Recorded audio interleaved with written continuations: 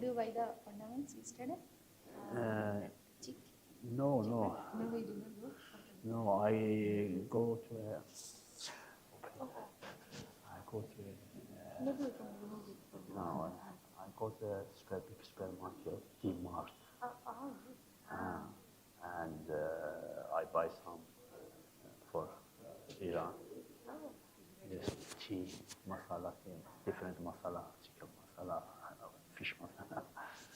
Yeah, I give put and 2,000. Yes, but yes, it's interesting for me, and we have not seen. We generally go for our monthly shopping. Yes. If we do, we must go for our family, like Yeah, very crowd, very. That clock 5 minutes is from. It's 5 minutes only. So they were asking me if you will take anybody will take. Yes, I can.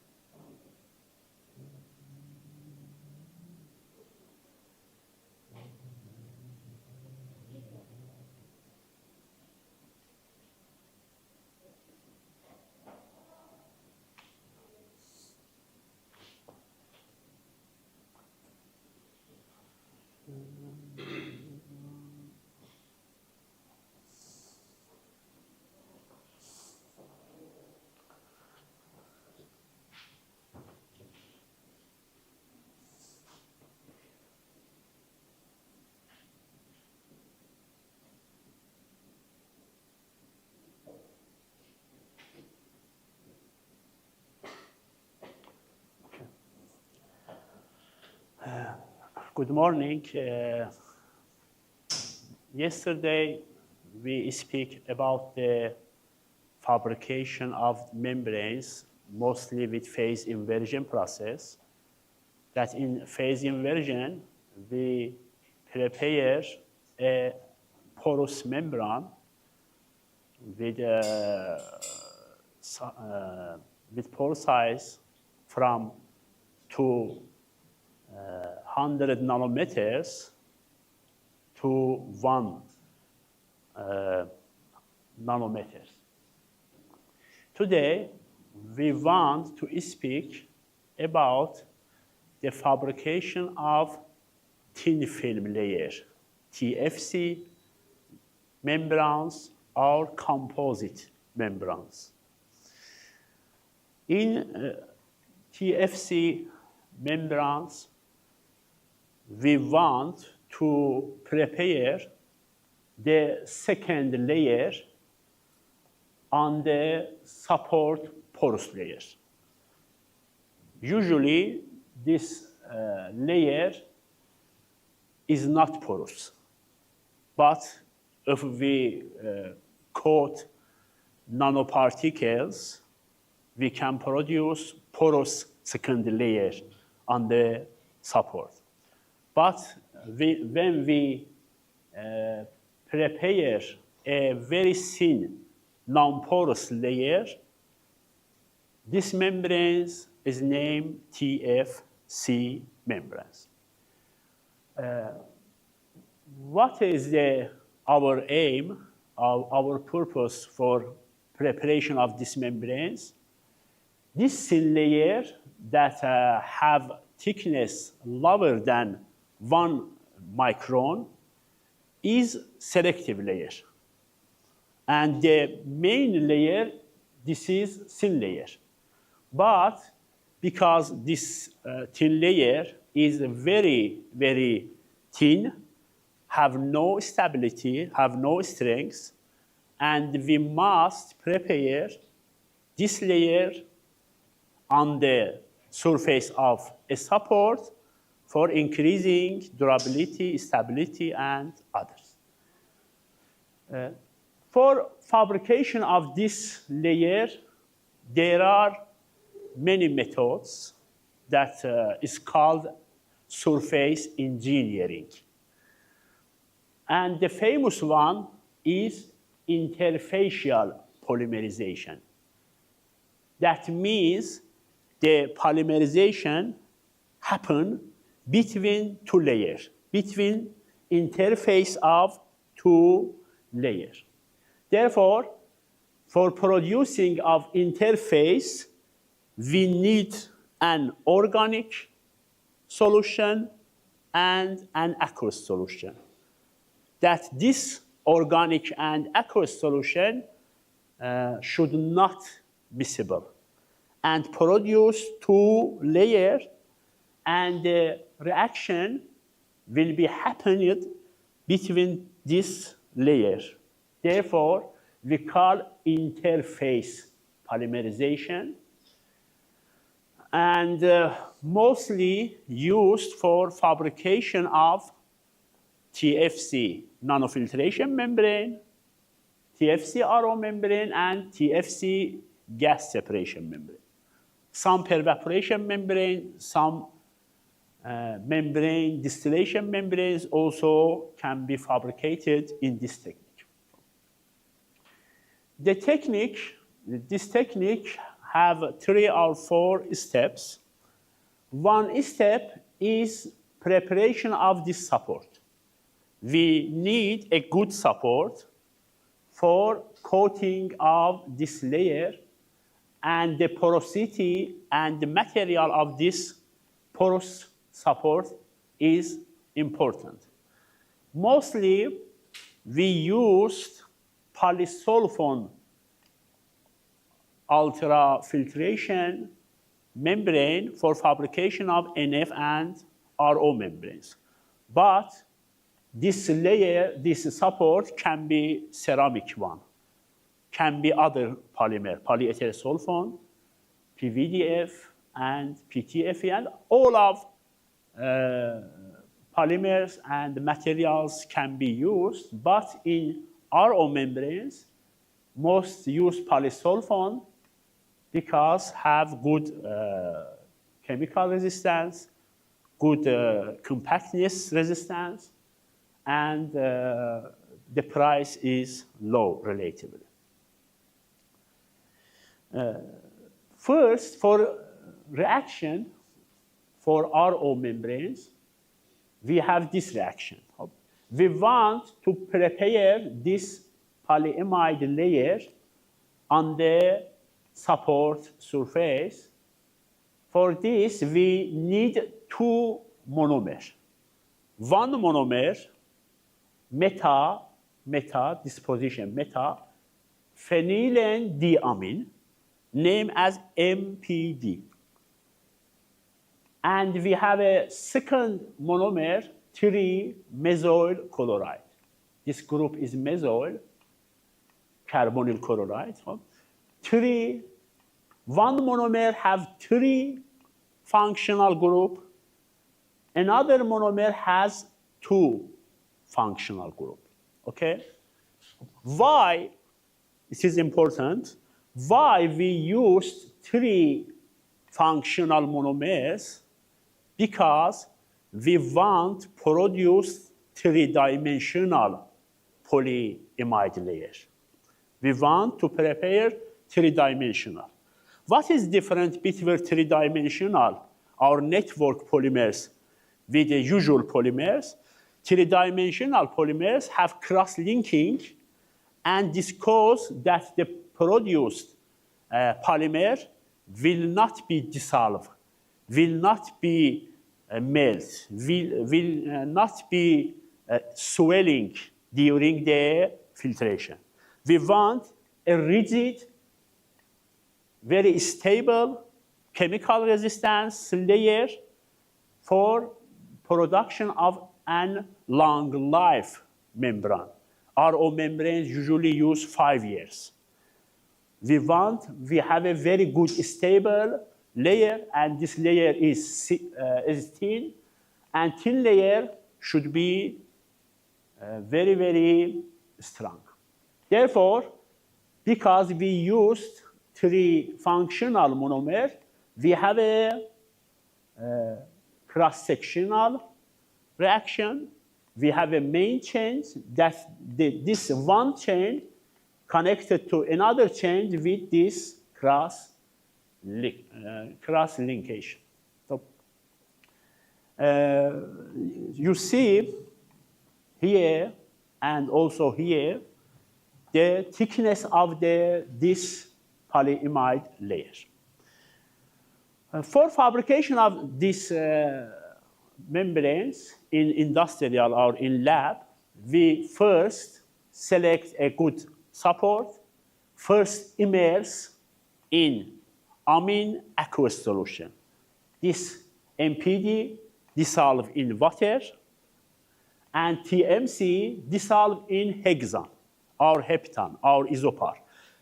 That hexane and water are not miscible, produce 2 layers, separate layers. We first fill the pores of the support with aqueous monomer, and after filling, we, in the second step, put the MPD filled membranes in hexane solution having this monomer. In this step, these monomers have a very, very rapid reaction and produce a polyimide layer on the membrane surface. Just this support, but this thin layer is the polyimide layer. In lab, after preparation of the polysulfone support, we first immerse the support in MPD solution. We must give time for filling of the support pores with MPD aqueous solution. Usually 5 minutes, 10 minutes is used. After the certain time, we get out the membranes, and with a plastic roller, we remove the excess of MPD drops from the membrane surface. We remove only 1 time, roll, and rapidly go to the membranes to second pass, like as this, or we can put the TMC hexane solution on the membrane surface. The reaction is very rapid, complete in 2 seconds, but for completing, we usually 30 seconds or 1 minute give time for complete polymerization, and the next excess of hexane will be withdrawn and washed with hexane for removing of the unreacted monomers. Then we put this membrane in an oven for 10 minutes in 70 or 80 centigrade for completing the reaction that is named curing. Curing is mean that we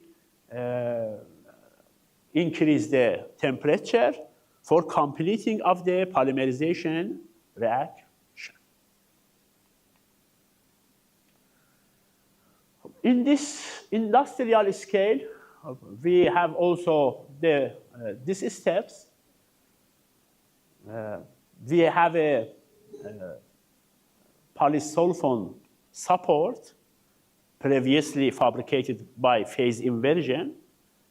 On the fabric, first the roll feeded into the aqueous amine, and with the speed of opening and the length of this bass, we control the time of contact. Here, enter to the bass, and here exit. This distance and speed of opening can control the contact time, 1 minute, 5 minutes, or 10 minutes. Next, this roll acts as a plastic rubber and give the excess MPD solution, and in the second bass go to the organic acid chloride phase, that TMC dissolved in hexane, heptane, or organic solvents. The reaction happen, a thin layer coat on the support, and after the coating, go to an oven for completing the reaction and for drying. After that, in a lab scale, we finished the membrane fabrication in this step. And the students go to the membranes for testing, for rejection and flux. But in industry, we want to, after preparation of membrane, we must change the membrane to the module. And during the module, yesterday we discussed, we must cut, prepare, envelope, roll around of the central tube and others. In these steps, the thin layer may be defect, may be destroyed. For reducing the defect possibility, we coat a third layer for protecting of the RO membranes. Therefore, the fabricated RO membranes go to the protect 1 or 2 days, will be dissolved in water, and will be removed from the membrane surface. Okay? Therefore, this protective layer is not stable and will be removed rapidly. This reduces the defect possibility of the membranes. As you see, such as phase inversion, the process seems to be very simple.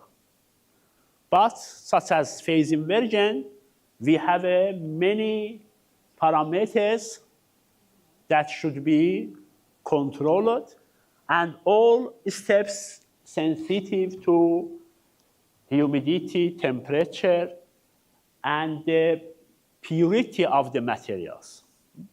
For example, the type of monomer is very important. When we change the MPD to piperazine, we have two monomers. We have say this is MPD, metaphenylamine, in the meta position. This is MPD. When we use this monomer, we have RO membrane. But when we use this monomer,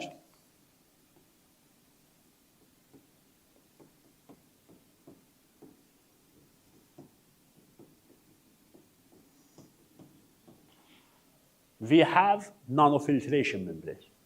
TMC is constant, all our parameters usually is constant. With change of one monomer, the rejection reduce.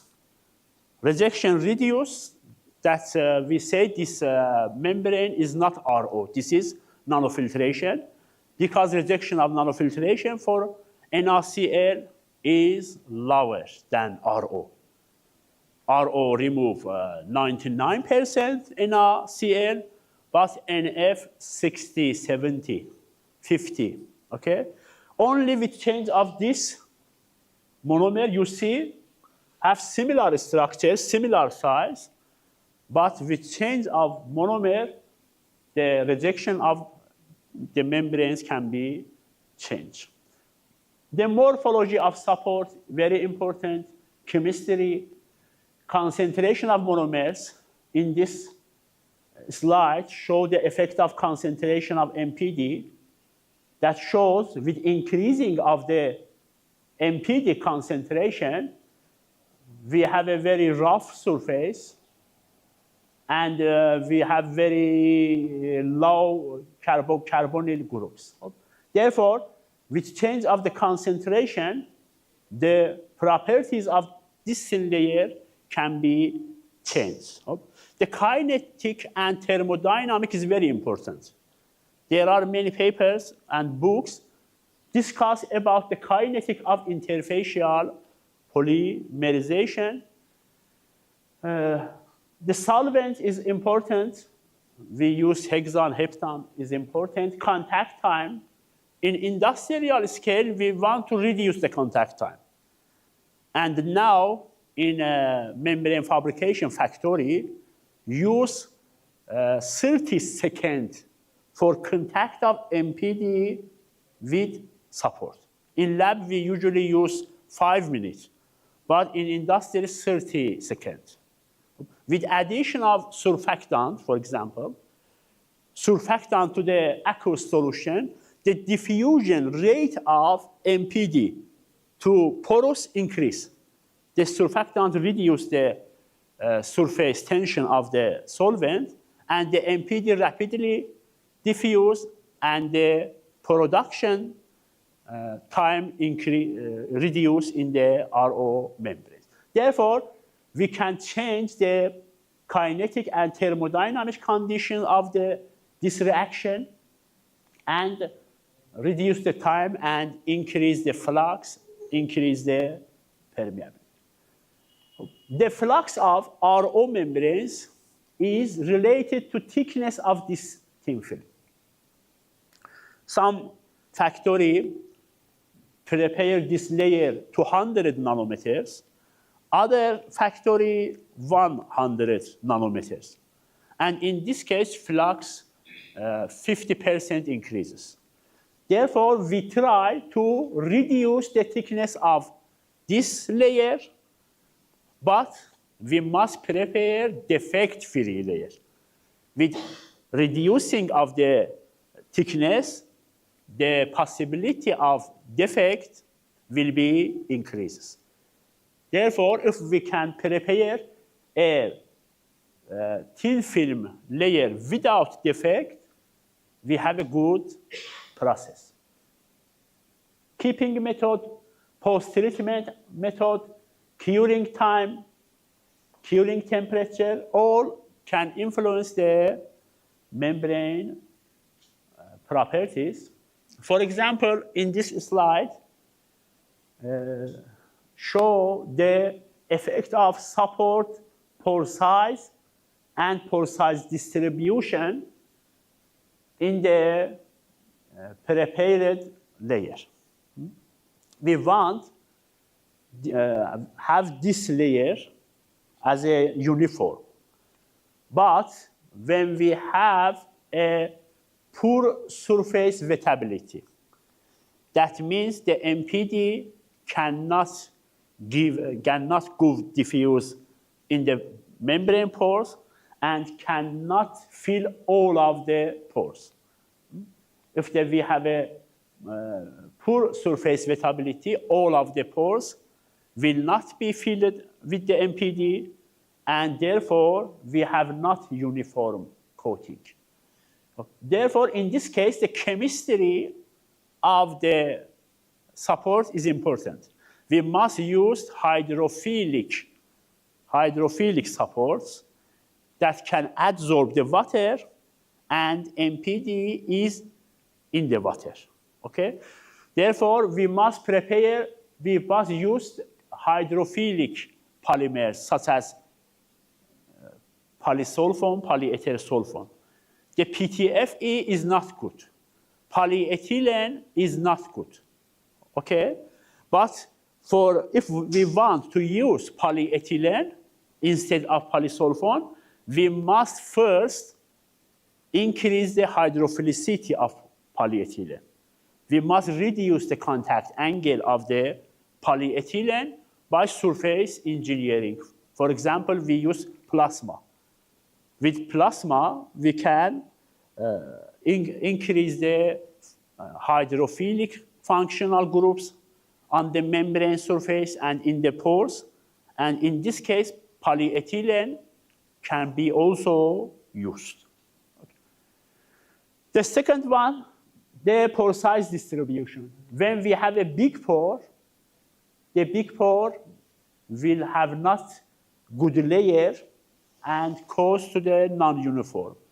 This good, but this bad, and this bad pores will reduce the rejection. Okay, we must good coating and with uniform thickness. But when we have this bad fillet, therefore we have not good rejection.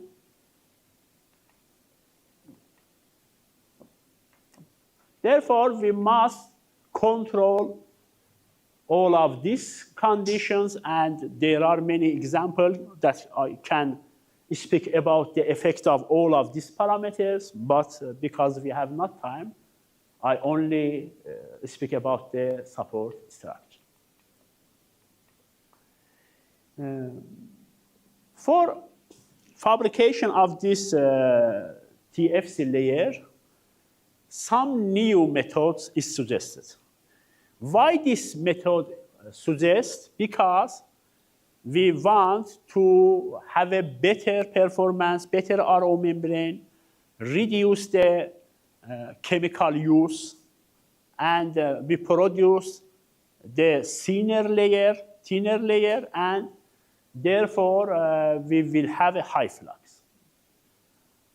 One method, new method, is spray-assisted interfacial polymerization. In the traditional method, we immersed the supports in monomer baths. In this case, we need many MPD volume for filling of the bath. We need, for example, 100 milliliter, but we must fill the bath 2 liters for good dispersion of the support. Therefore, one of the reasons for using spray-assisted interfacial polymerization is reducing of the chemical consumption. The second problem that MPD aqueous solution, the water, is poison for TMC. When TMC contact with water, rapidly, we have this structure for TMC.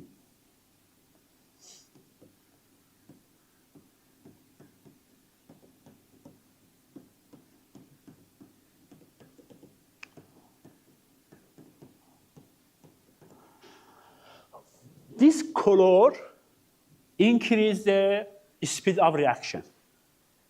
This color group. But this color group is sensitive to water. When this TMC contact with water, rapidly this color group changes to the carboxylic group. And the speed of reaction is very, very reduced. And therefore, when we have a reduced reaction, we design the experiments for 1 minute contact because we think all of TMC is in colored structure. But the entrance of the water from MPD bus to TMC bus change this color group to hydroxyl group, and the reaction speed increase, and all condition will be changed. Therefore, the second reason for using spray assisted or electro spray or other process, that we do not want water go to the hexane TMC solution. Spray, in the spray method, we fill the MPD and TMC solution in a tank and spray to the membrane surface. The use of the materials will be reduced, and we have prepared a high flux membrane. You see here, we have a 2 spray gun for spraying of the membranes to the target. The second one, electro spraying. Electro spraying is similar to the spray method, but in this case, we use electro field for better spraying, and we usually use the electro-expand nanofiber device. Yesterday I speak. In this case, we use, instead of polymer solution in the electro-expand device, we use the aqueous and organic solution in the syringe, and with applying of the electric field, we can lower use of the chemicals also. Electro spray use very, very low amount of chemicals and produce very thin layer, you see, and uniform layer. This electro field causes to the uniform coating and very thin layer, and the obtained RO membrane with electro spraying techniques have very high flux, but the electro spraying technique is expensive and complicated than traditional method. Therefore, in YouTube, I see that FilmTech company, that the famous company in production of RO membranes, now use the electro spraying for fabrication of RO membrane as a novel technique, because the use of the materials, this TMC is very expensive. 10 gram of TMC is $100. 10. It's very expensive material, but MPD is cheap. 1 kilo is $100. This 10 gram, this 1,000 gram. Therefore, TMC is very important, sensitive to humidity. We have used in laboratory, but the monomer is sensitive to humidity, sensitive to oxygen. MPD is white, but when we buy and after 2 months, change to the black. Because amine groups react with weather oxygen and change to the nitrate groups. With change of amine to nitrate, the color is changed, and the MPD after 6 months will be destroyed. TMC very sensitive to humidity.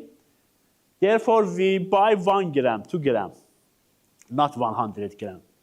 Oh, new one, we want new. Therefore, new monomers is important. When we have old one, the rejection will be reduced.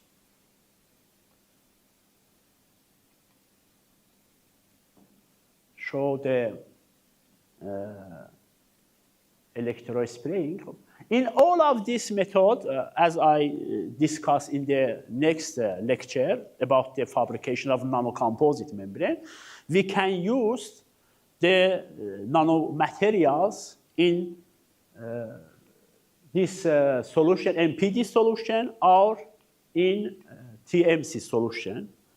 If the nanoparticle good dispersed in organic phase, we add to the hexane solution. If good dispersed in water, we add to the water solution. And with spraying, we have mix of polyimide and nanomaterials that here we use the carbon nanotube.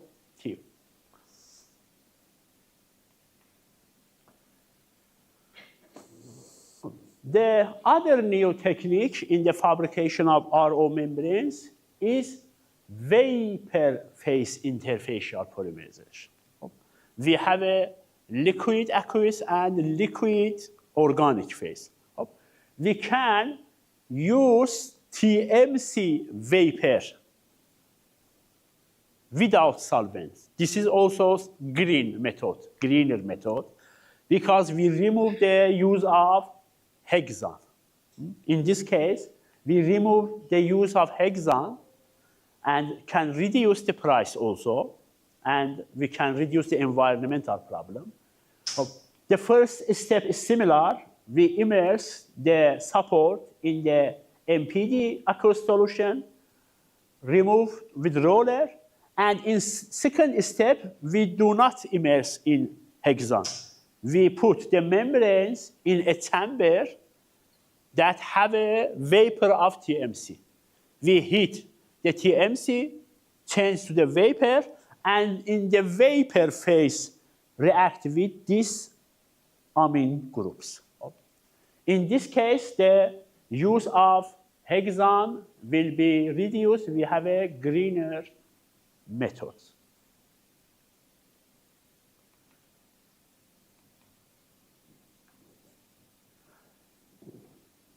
Support-free interfacial polymerization. The most effective parameter in fabrication of RO membrane is support properties.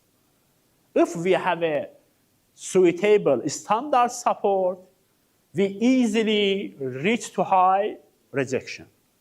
But when we have a bad support, the rejection are not good. Most of students have a problem in the fabrication of the good support.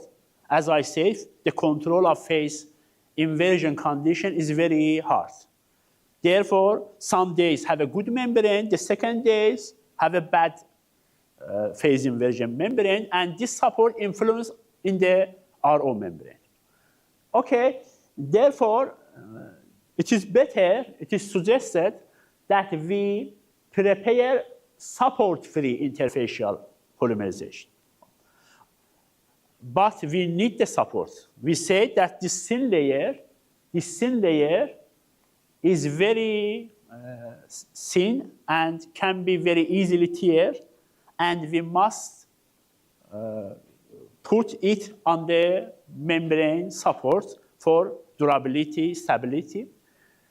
But means that support-free interfacial polymerization means that we prepare the layer separately from the support, and after preparation, we put it in a support. In this case, the effect of support, on the properties of this layer will be removed.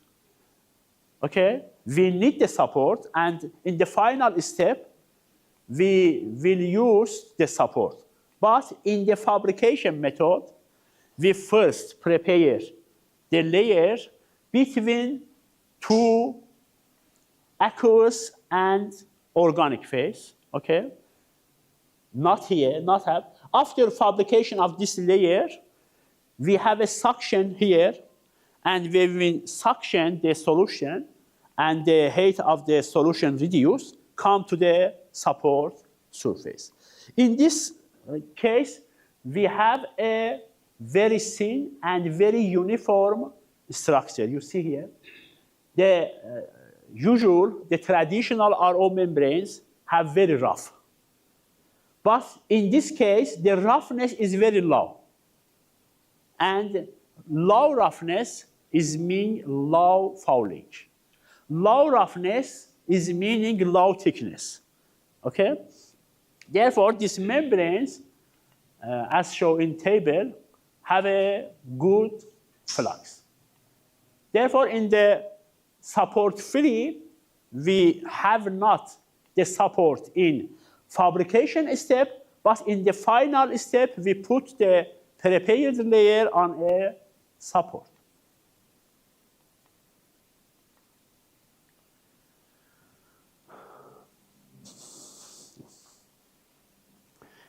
Another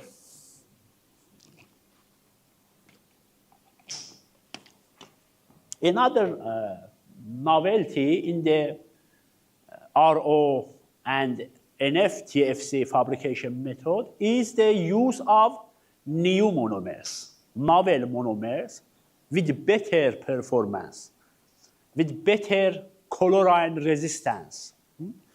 Use of green monomers, bio-based monomers. In the new literatures, new papers, with that, see that the scientists suggest the new biomonomer, new monomers that have good chlorine resistance. One of the main problems of the polyimide-based RO and F membranes that polyimide can be reactive with chlorine. And chlorine destroys the membrane. Therefore, we must remove chlorine before the RO. But in most water and wastewater, for disinfection, we must add very low amount of chlorine. Therefore, we will have chlorine in the feed of RO, and this destroys the membrane and reduce the long life of the membrane. Therefore, the membrane researchers suggest the new monomer for reducing of surface roughness, increasing of hydrophilicity, increasing of cross-link density, and others.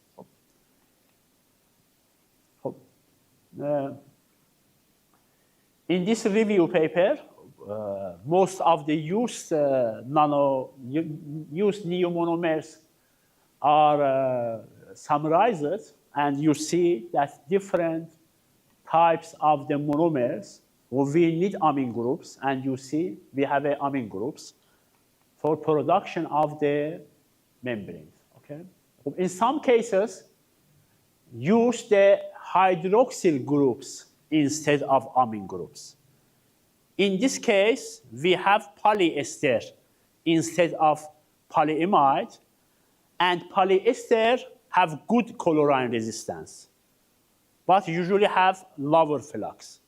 With use of this polyester, we have a good chlorine resistance, but have a lower flux. In most cases, want to increase the flux with increase of the hydrophilicity. For example, when we have this Zwitter ion, this is a Zwitter ionic compound, the amine reacts, and these groups increase the hydrophilicity, and most of Zwitter ions have antibacterial properties, also cause to the increase the biofouling with microorganisms and bacteria. Many monomers there are in literature, use of the dendrimers. This is a dendrimer with many amine groups of some groups react with TMC and other groups increase the hydrophilicity, and the excess amine groups can be used for post-treatment. After fabrication of RO, we can add some brushes on the membrane surface for reducing of the fouling.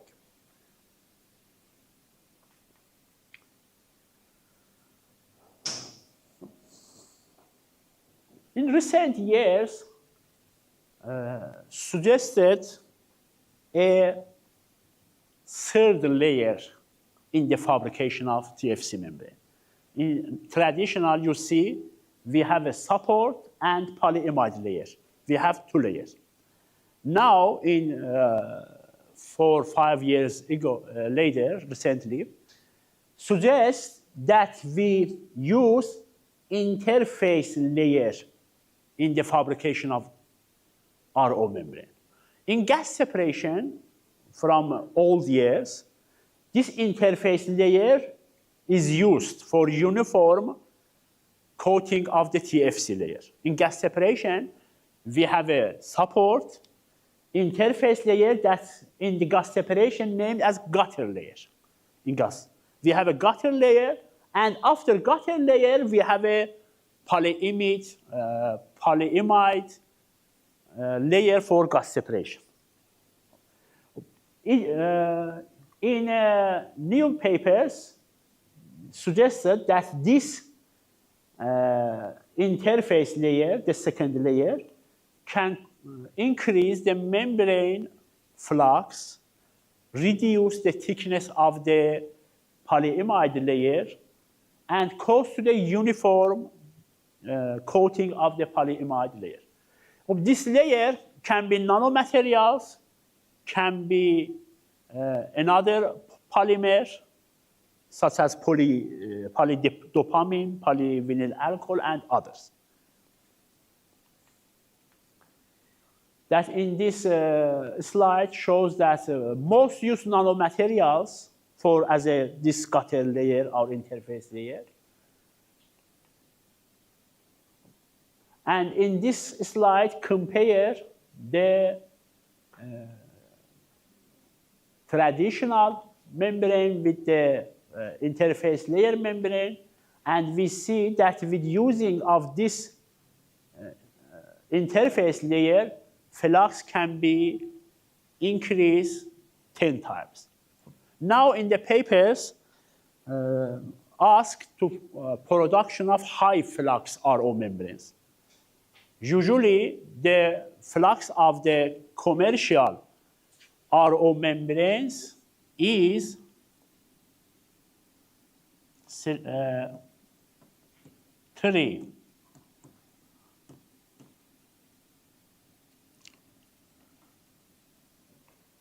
bar.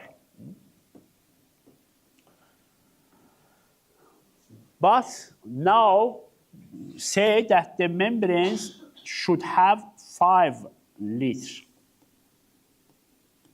When you submit a paper with this flux, you see that the flux of my membrane is 45 meter square per hour. That means at 15 bar, the reviewers do not accept and say that your fabricated RO membranes have very low flux. You must prepare the high flux. And if you can report 7, 8, is very, very good.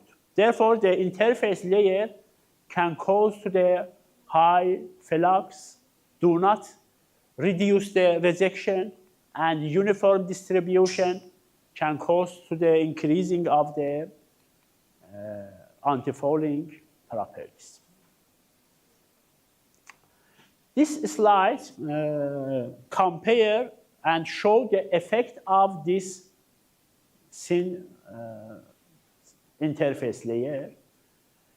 Say that the use of, for example here, for use of this interface layer, increase the stability, can act as an attachment, as an adhesive, and increase the attachment of this layer. Or this interface layer do not permit for intrusion of the polyimide layer in pores and reduce the thickness. This have lower thickness than and increase the flux. Okay, and other properties. Therefore, in recent published RO membranes, the use of interface layer is very important.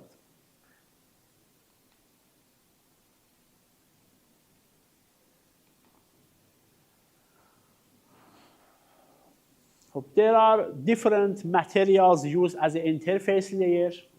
Most use nanomaterials, but for example, in this paper, use the polydopamine layer between the polyether sulfone and polyimide layer.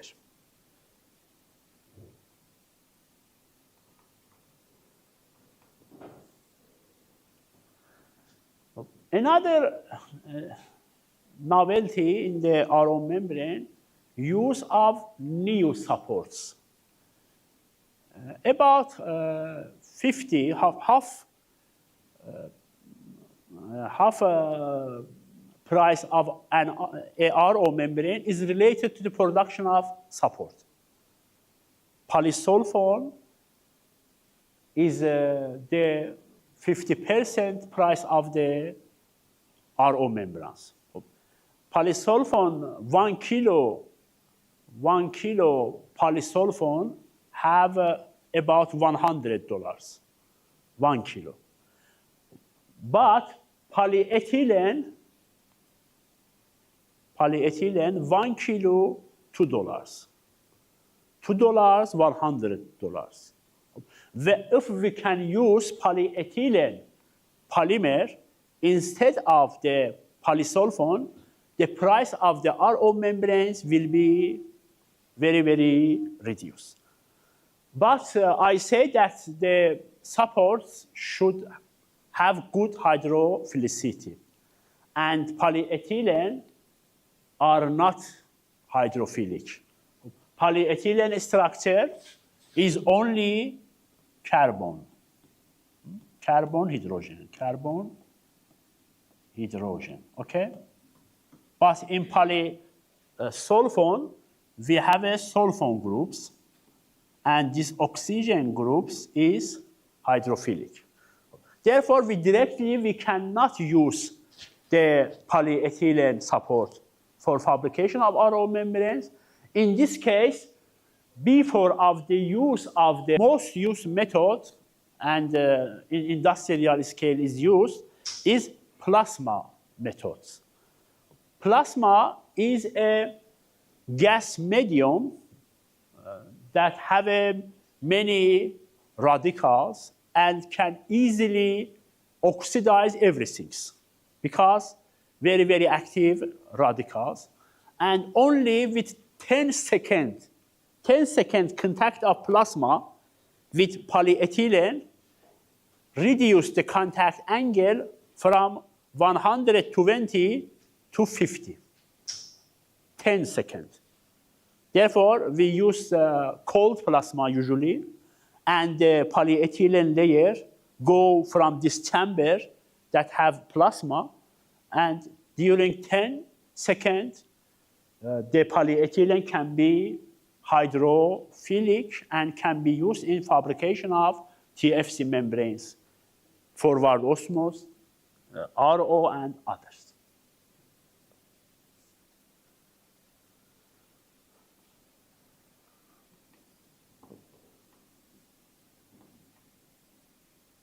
In this slide, you see that oxygen plasma is used and hydrophilic and used for the coating of any reactant.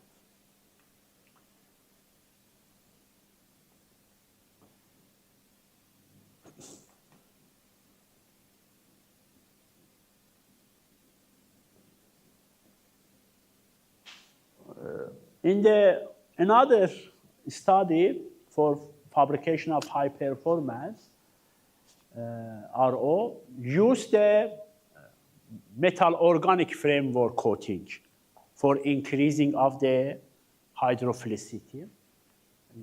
Here used polypropylene instead of polyethylene, and for increasing the hydrophilicity, use the zeolitic imidazole framework, one of type of MOF, for production of the hydrophilic layer on the membrane surface, and then use MPD and TMC for polymerization.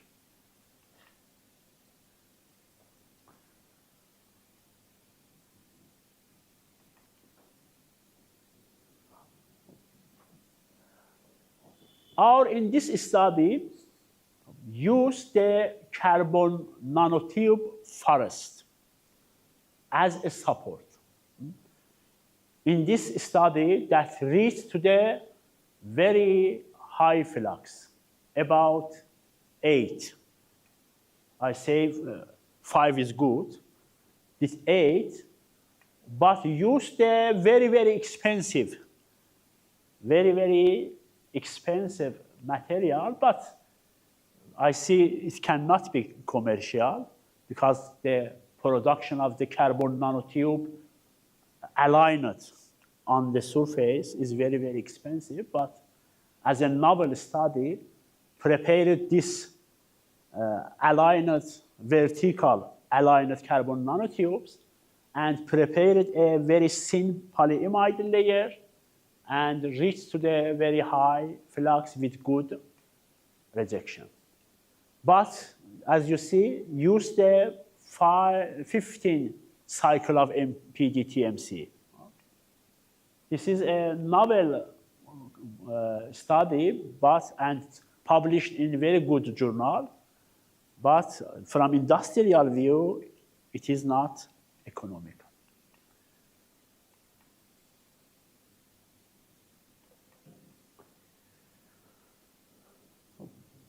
Also, in some studies, try to use the electro-span nanofibers as a support of RO and NF membranes. But from industrial view, as I said yesterday, the fabrication of nanofiber membranes is time-consuming and need to the higher technology, and need to, I think it is not economical and it is not good, but we can prepare as a novel study, we can prepare polyimide layer on the surface of the electro-span support. Thank you. I finished the time. There are another fabrication methods, such as atomic layer deposition, physical vapor deposition, chemical vapor deposition, that in these techniques, we can fabricate polymeric and mostly inorganic layer on the ceramic or polymer support. This technology is very high technology. The resulted membranes are very good rejection, very good flux, because we can control the thickness. For example, with ALD, here show, we purge 2 monomers, 1 monomers to 1 monomers, with cycle, for example, with 50 cycle, we can produce 10 nanometers. If we want to reduce 10 nanometer to 5 nanometer, we reduce 50 cycle to 25 cycle. And we can produce very, very good membranes with this ALD, atomic layer, chemical vapor, or with magnetron sputtering, we can fabricate very good membranes, but the device of this sputtering device is very, very expensive and mostly used in the membranes used in electronic chip scale and used as a membranes in sensors. In sensors, we have a very low surface, and we can produce the membrane layer in very, very small scale for separation of one component from another, and then detect with a sensor detector. Or using the plasma in the fabrication of the membranes, we have a different type of plasma, and we can modify a polymeric layer on the support, or we can produce nanomaterials with plasma, or we can cause to the grafting of some monomers, some polymers to the membrane surface with plasma. And you see here, we can, such as say in polyethylene use, with plasma, we increase the hydrophilicity of the polyethylene. Also, we can increase the hydrophilicity of all polymers. We can increase polysulfone with cold plasma. We can use plasma for grafting of monomers, biomolecules. We can cause to the producing of some sites for other reactions, and many, many applications we can say for plasma. We can increase hydrophilicity. Also, we can increase hydrophobicity. If we use the hydrophobic gas, such as argon, such as ammoniac, such as SF6, we use this gas, SF6, we can add fluorine to the support and increase hydrophobicity for membrane distillation application, for membrane contact. Therefore, with plasma, with both increased hydrophilicity, if we use air, oxygen, if we use the hydrophobic gases, such as SF6, we can increase the hydrophobicity. Thank you. If any question, I can respond. Sir, what is plasma? What? What is plasma? What is plasma? Plasma, as a definition, say that the force state of the materials. We have solid, liquid, gas. The force, say, is plasma. And plasma is a gases-like medium with many radicals. These radicals produced by introducing very high voltage to a gas. For example, we have air, and in air we have a nitrogen, argon, and oxygen. When we have a electrical discharge, say electrical discharge, in this electrical discharge, we force the oxygen to give one electron to electric field. And when give one electron or gave the one electron to another, we produce radical. Therefore, we have a nitrogen radical, we have an oxygen radical. Nitrogen react with oxygen, produced nitrogen oxide, radicals, and others. Radicals is very, very active, such as ozone, and such as hydrogen peroxide, and can attach to carbon, to amine in all of materials. We can oxidize the protein with plasma. also expensive to produce. No, no expensive. No expensive, very easy. We only need an electric device for high voltage. And I have in my lab, for example, we have a,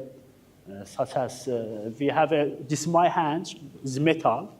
We have some needles, and this needle is connected to the voltage, go to the membrane surface, and gas pass from between membrane and this, and with high voltage, the blue-like discharge you see.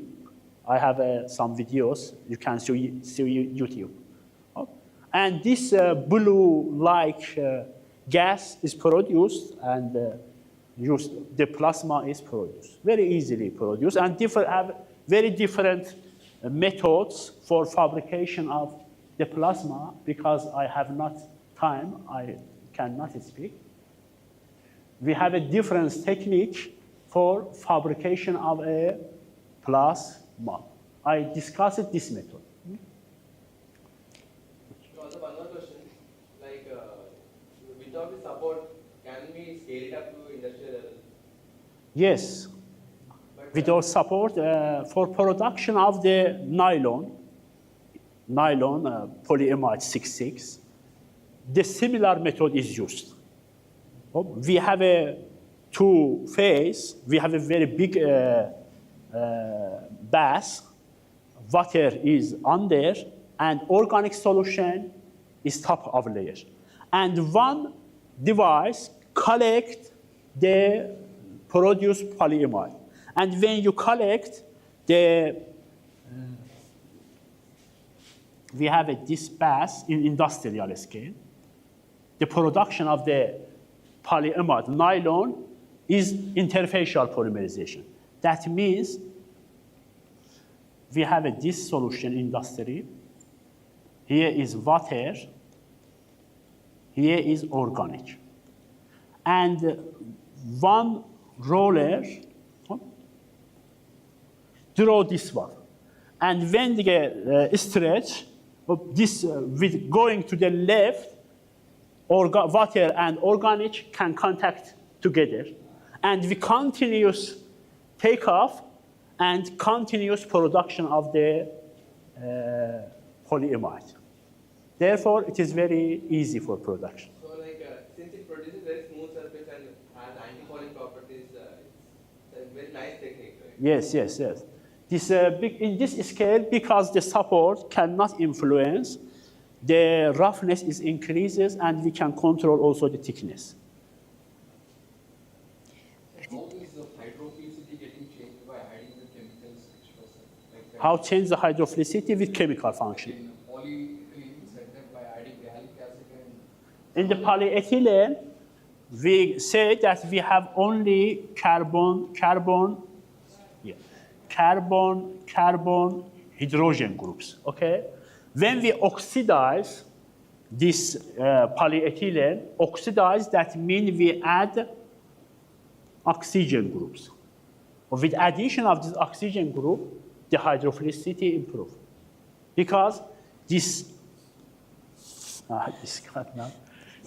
electrons can interact with water and can absorb the water, and therefore increase the hydrophilicity. but in terms of reactivity, generally polyethylene is highly reactive compared to other Polyethylene, no have good reactivity, but plasma, our permanganate, is very, very strong oxidizing agent. Polyethylene used in keeping of the benzene, diesel, acids. Why? Because have very good chemical resistance. But radicals is very, very strong and can oxidize the carbon.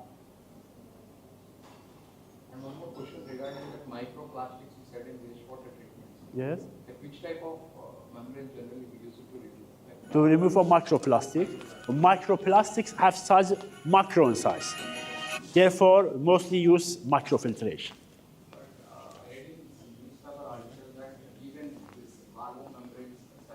Yes, RO, when, Separate this microplastics. yes. The size for good for MF, and when MF can remove, RO also remove. But the concentration of microfiltration is very, very low. And detection of microplastic in lab have very challenges. Therefore, usually do not use MF before RO for separation of microplastic. And the aim is not removal of microplastic. The aim is removal of desalination. And if microplastic is there, RO will remove it. Okay? But the size is very big, microplastic, and can be easily with filter. One of the measuring method of the microplastic in lab is filtering from the filter paper, and after filtering with weighting of the filter before and after filtration, measure the amount of microplastic, and for this purpose, about 100 liters should be filtered because very, very low concentration. Another question? Thank you.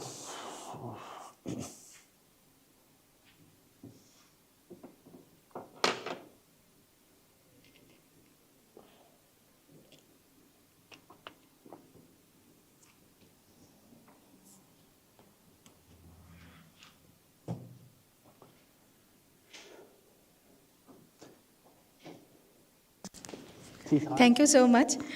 So I just, because we were talking about plasma and many students were interested to talk about plasma, I wanted to just add one thing that plasma is very much attractive in that way. So many of us has heard about northern lights or aurora borealis. Yeah. So aurora borealis, that how the aurora borealis is produced. This is basically a plasma discharge that we see in form of aurora borealis or northern lights. So it's very beautiful, but it's a fabulous technology to have this kind of fabrication in applicable for industrial application or for our scientific application. So that is the beauty of nature or science, that we can adopt this kind of technology. So thank you, Professor. Thank you so much. It was very nice, very informative, and I can see from the students they were very much interested and they were interacting so well. So I would just like to request all of you, please join us for tea, short break at 3:12, and in 15 minutes time we will gather here and we will recap or restart our next session. Okay, thank you so much.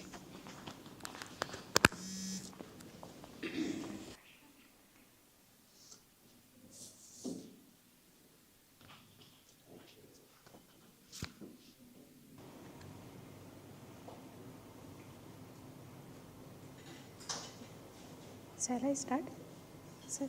Oh, okay.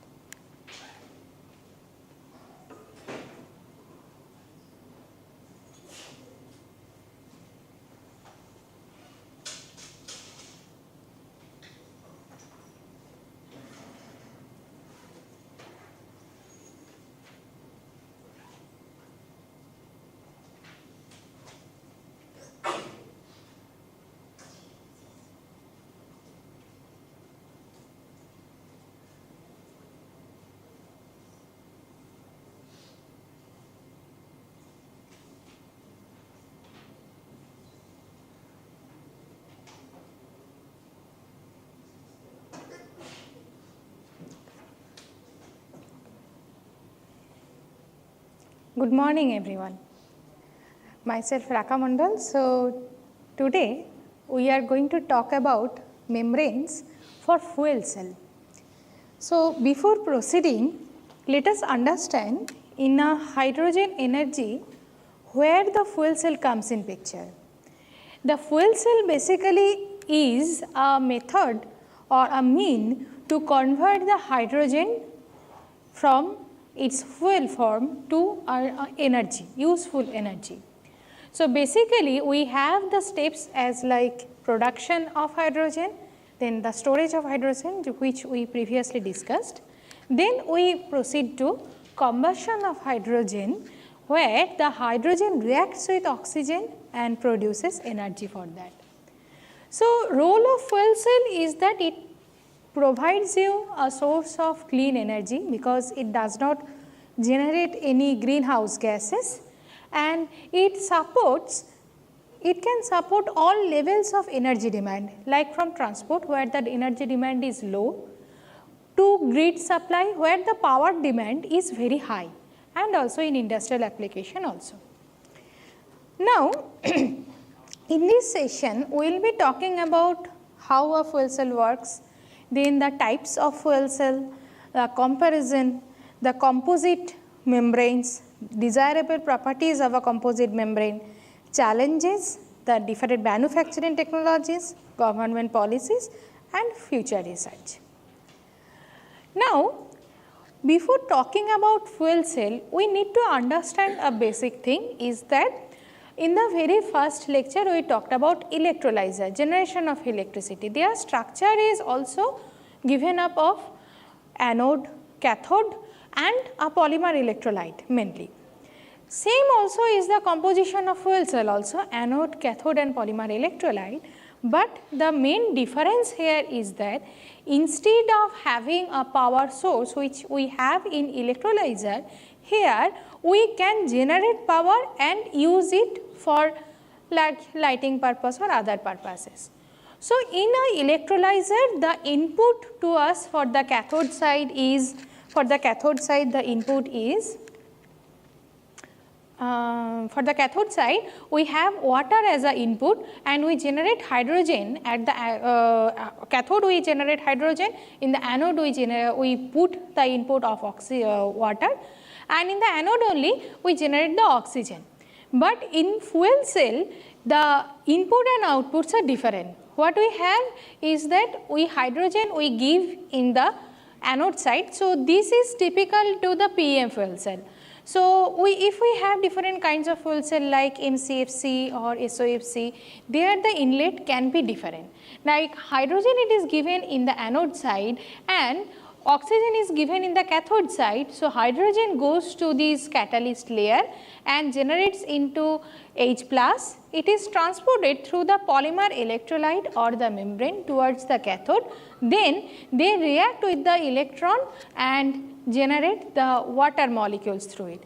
So, water molecules and is generated and the power is generated. So, we do not see any CO2, we have a composition of hydrogen, but no CO2 production, no greenhouse gas production here.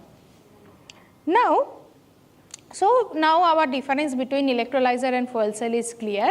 Now, let us see in a fuel cell also we have different types very similar to that kind of a electrolyzer.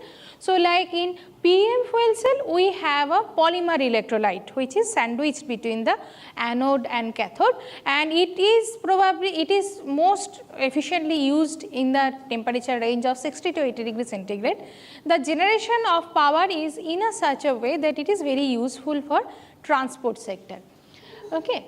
The SOFC is more of a preferable choice when we go to SOFC. In a SOFC the ion that is conducted is O2 minus. Okay. It is more commonly used in industries. So, the operating temperature is very high also, 500 to 1000 degrees centigrade. So, for power grid application or industrial application this SOFC is more useful. We also have a counterpart of PEM fuel cell, that is alkaline fuel cell. Most of the fuel cells that are currently in use as a commercial scales are alkaline fuel cell, where we have alkali, simple aqueous solution of KOH or similar to that, which is used as an electrolyte in this case. But here what we see is that if we have this kind of liquid electrolyte, then there are a lot of chances of poisoning of the electrode material. So, in order to recover that, what we do? We apply a membrane in place of a electrolyte, in place of a liquid electrolyte. We use a membrane. In that case, it transfers to alkaline membrane fuel cell. Okay, so we do not have any liquid, we only have a solid membrane in that case. So this AFC also operates at a moderate temperature like 50 to 200 degrees centigrade. We also have phosphoric acid fuel cell or PAFC, where we have the electrolyte is mainly dipped into phosphoric acid. So they also operate in around 150 to 200 degrees centigrade.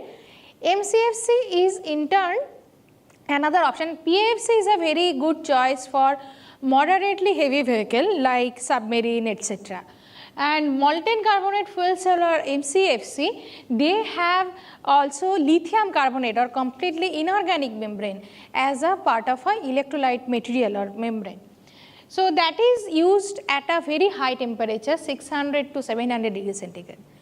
Now these membranes, their main purpose, as we have been telling that in a fuel cell, their main purpose is to stop the intermixing of anode and cathode gas, but at the same time transport the ions separately. So they have a very huge role. They, especially in fuel cells like PEM and etc., we see that the cost of membrane is comparatively lower than that of electrode material. But it can often be a rate limiting step. If the transport through these membranes are very slow, then they can be a rate limiting step and they can reduce the efficiency of a fuel cell. So that is why it is told that in a fuel cell, the membranes or the electrolytes are the heart of a fuel cell. So it is very useful to or very important to have them in a very good condition. Now, let us look at the efficiency level. PEM has an efficiency of around 50 to 60 degrees centigrade. So, as a rule basically that is that whenever we require very high temperature like more than 500 degrees centigrade, we have to ramp up the temperature. And in order to ramp up the temperature, we need certain time to reach that temperature level. So, that is why it requires a little time to start fuel cells like MCFC, SOFC, etc. So, just the initial starting time is quite considerably high. That is why they cannot be used like in automobile industries. Imagine that you are using a MCFC in your car and you are waiting for 1 hour before your car starts at the college or the office. So, you will always be late. So, you do not want that. Okay? So, that is why we have to have a very quick starting of our fuel cells. So, that is why PEM or AEM are more, they find their application more in the mobile side of our of our application. Okay? So, that is why they are very useful choice for space, military application. They vehicle for that they are alkaline and PEM fuel cells, they are more useful. We have a methanol fuel cell also. In methanol fuel cell, we have methanol as a fuel. Okay. Otherwise, mostly they also use polymer membrane and very similar to PEM. Okay. Their operational efficiency lies around up to 50%. So, they have a small power off grid power like domestic power uses, etc. They can be used for this kind of application. But phosphoric acid fuel cell is for plant operation, is or for heavy duty vehicle, and for molten carbonate fuel cell, as I was telling that their efficiency is around up to 60%, but they need a carbonate mixture as a electrolyte or membrane material.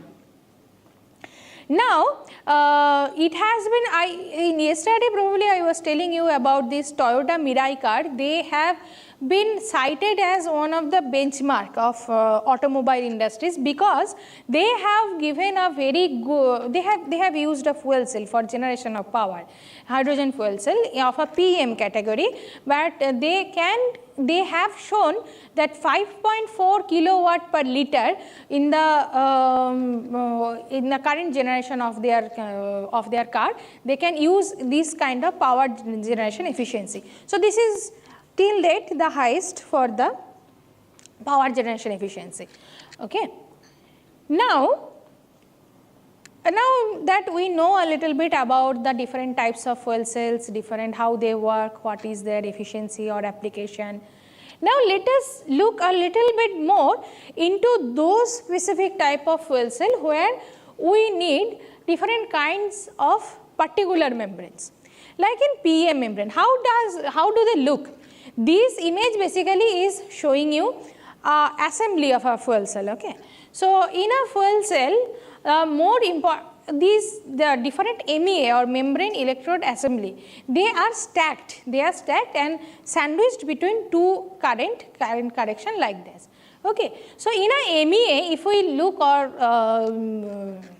if we broaden the MEA structure, we will see that at the center of the MEA we have a membrane. On the two sides we have the anode and cathode. So we have a catalyst layer on the two sides of the membrane. We have frame to hold them, and there is also gas diffusion layer or GDL at the two sides of the membrane, so that this diffusion of gas or mass transport is efficient, they become efficient. So this is the construction of a MEA, and this is how internally a single cell looks like. Okay. So internally we have a mass transport to the GDL, and then we have reaction, diffusion, electromigration. We sometimes have drag also. What is drag? Drag is basically because of the water flow rate or because of the flow of ion charge, they opposing charges are dragged with them. So against the flow field, against the potential field, they are dragged with them. So they effectively reduces the efficiency of a fuel cell. So these are the some of the transport mechanism which works a lot, which features a lot into determining the efficiency of your system. In this type of membrane, we have power density around 1 watt per centimeter square.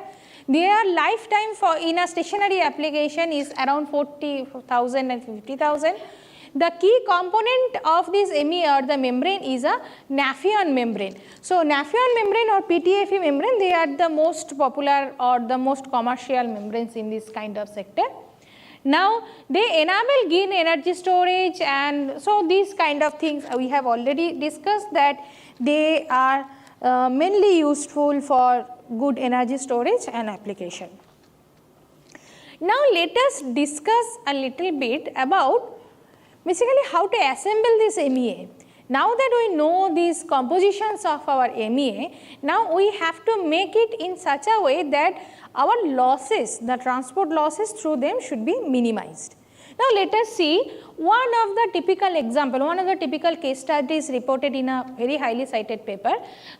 They have taken the membranes in such a way that they have some catalyst. Here they have, in this particular paper they used platinum carbon catalyst. They used some ionomer which they will be using for making of polymerization, and some solution. They made a, they added a solvent and they mixed it very vigorously. Okay. Now the solution then they get, they call it ink. Ink is like the, while the printer we have the cartridge, in that the ink, so it's like that only, that they are calling it a ink, which is basically a mixture of these three components. Now then they pour it in a die, okay, a slot die. What is this slot die? Slot die is basically a big mechanical component where they have a very thin slit, okay, thin slit in between two metal plates. Okay. So now, and at the bottom of this metal plate they have a roller rolling. Okay. So now imagine that a polymer film, if we put into this thin slit and a roller is rolling, then there will be a constant continuous coating onto the roller surface. Now what they do is that they make a conveyor belt attached to this roller surface. Now what this conveyor belt will do? They will carry this film that is constantly being generated onto the surface of your roller.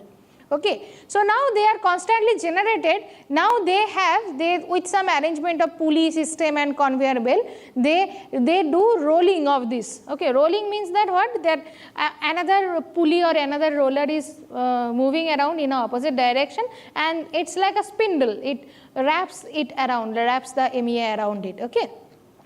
Now after that what they do? They put everything onto one above another, like this assembly of frame, GDL, then this is the CCM they are telling, that catalyst coating, and then they put it in the assembly, and then they do pressing, hot press. Okay. So, pressing is not just manual pressing will not be sufficient, because whenever we just assemble them like this without creating any extra pressure, then there will be a lot of gap between these layers. Okay. There will be maybe not visible through eyes only, but there will be small gaps which will enhance your contact resistance. Contact resistance means that the generation of ions and then going from one layer to another layer, there will be a lot of extra resistance to that. So, in order to recover that, what we generally do is that we make it in a hot press. So, we create a lot of hydraulic pressure, we enhance a little bit of temperature, so that the contact between these layers, they are minimized. Okay. So, contact is very good, and we have a very minimal or no gap at all between the layers. Okay. So, this is how a MEA is produced. Now, once the MEA is produced, the stacking is very easy to do, like you just have to put it one over another and make it sandwich between the two end plates. Okay. So, that was about the fuel cell assembly or MEA assembly that can be done, or that is generally done in industries or in normal or for real life application.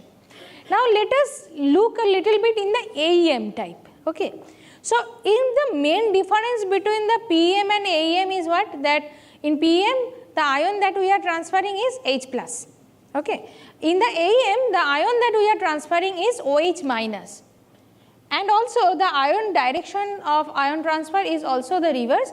We have the direction from cathode to the anode side. Okay. Now, they have a polymeric back, their structure is also a little bit different, so that they can conduct or transport hydroxide OH minus ions. There has to be some OH minus ions, so these membranes can be soaked in a KOH, so that they can be effectively having lot of residual OH minus charges. Okay. And the reaction in the anode side is they generate these, so let us talk about cathode side first. So, in the cathode side, this oxygen and water, they take OH minus, and these OH minus makes up of another water.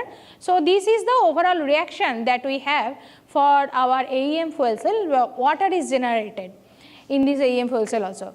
Other than that, other than the difference in the transport properties, the stacking for AEM is also similar that of PEM. Okay. We have to have a membrane, we have to stack it, we can press it, print it. So, like that, these are the same steps that we follow for AEM or fuel cell, AEM and PEM, but the material of these components, they are different. Let us talk a little about phosphoric acid fuel cell. You know, phosphoric acid fuel cell, it got a very good application in heavy duty vehicle. So, in the phosphoric acid fuel cell, basically what we have is that we have PPI membrane or silicon carbide membrane, which are held in phosphoric acid. So, they are immersed in phosphoric acid. So, that is why this name comes from phosphoric acid fuel cell. Okay. They are also, they transport H plus. Okay. So, this fuel is basically again phosphoric acid that we are having, then mostly hydrogen also we can give it here, and hydrogen, the high proton conduct, it gives you higher proton conductivity than your PEM membranes. Okay. So, because it is again a inorganic membrane material having a lot of ions, so they have got a good power density, and durability is also very similar to that of previous one or PEM one.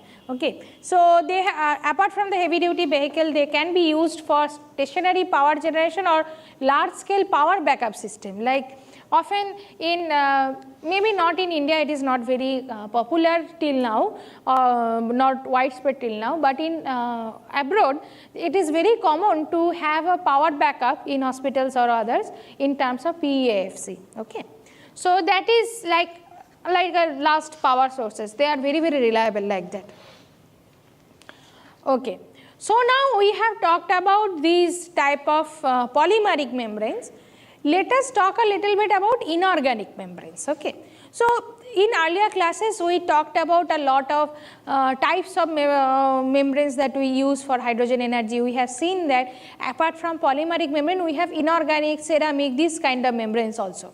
Now, in this type of particular fuel cell, molten carbonate fuel cell, what we have is that we have lithium carbonate and potassium carbonate, like basically metal carbonate. Metal carbonate is used as a electrolyte or a membrane material sandwiched between the anode and cathode. What they do is that you have to elevate the temperature up to over 700, 800 degrees centigrade, so that they are in a molten form. That is why molten carbonate fuel cell, these electrolytes should be in a molten form. It is very important to make it in a molten form so that they can transport the carbonate ions. Now, this molten form is important because in a solid form their transport properties is not very efficient. That is why in this type of fuel cell the startup time is also very high. You have to ramp up the temperature. Okay.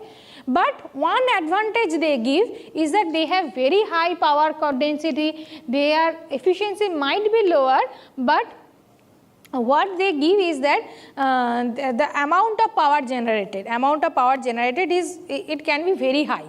So that is why for power plants it is a very, very preferable choice. Okay. So they will give lot of power. You can even make it in line with some carbon capture efficiency to make the process more economical, more sustainable. So these are some of the MCFC features. But here keep in mind the membrane that we use, they are of metallic carbonate in nature and they have to be in a liquid form or molten form to make it work.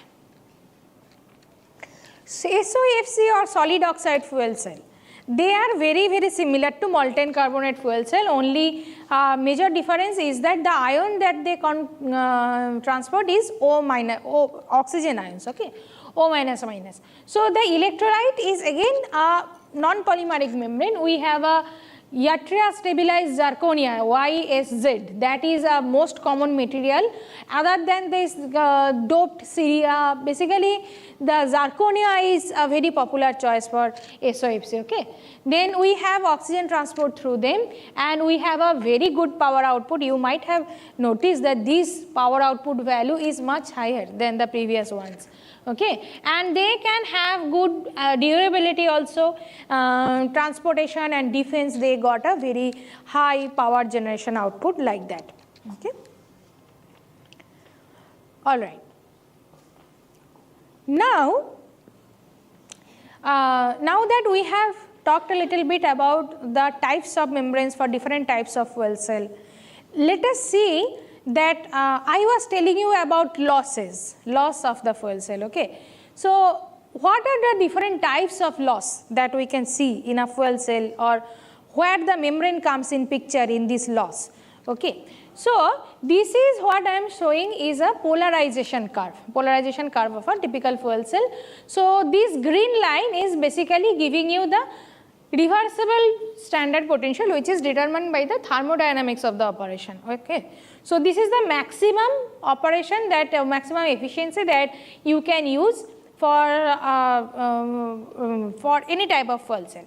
So now generally for fuel cells like PEM, AEM, they operate at a voltage value around 0.6 to 0.8 or 0.9 up to that much range volt. Okay. Now if we see, this is the IV curve, that means the voltage in terms of current density. This we see normal standardization curve for a fuel cell.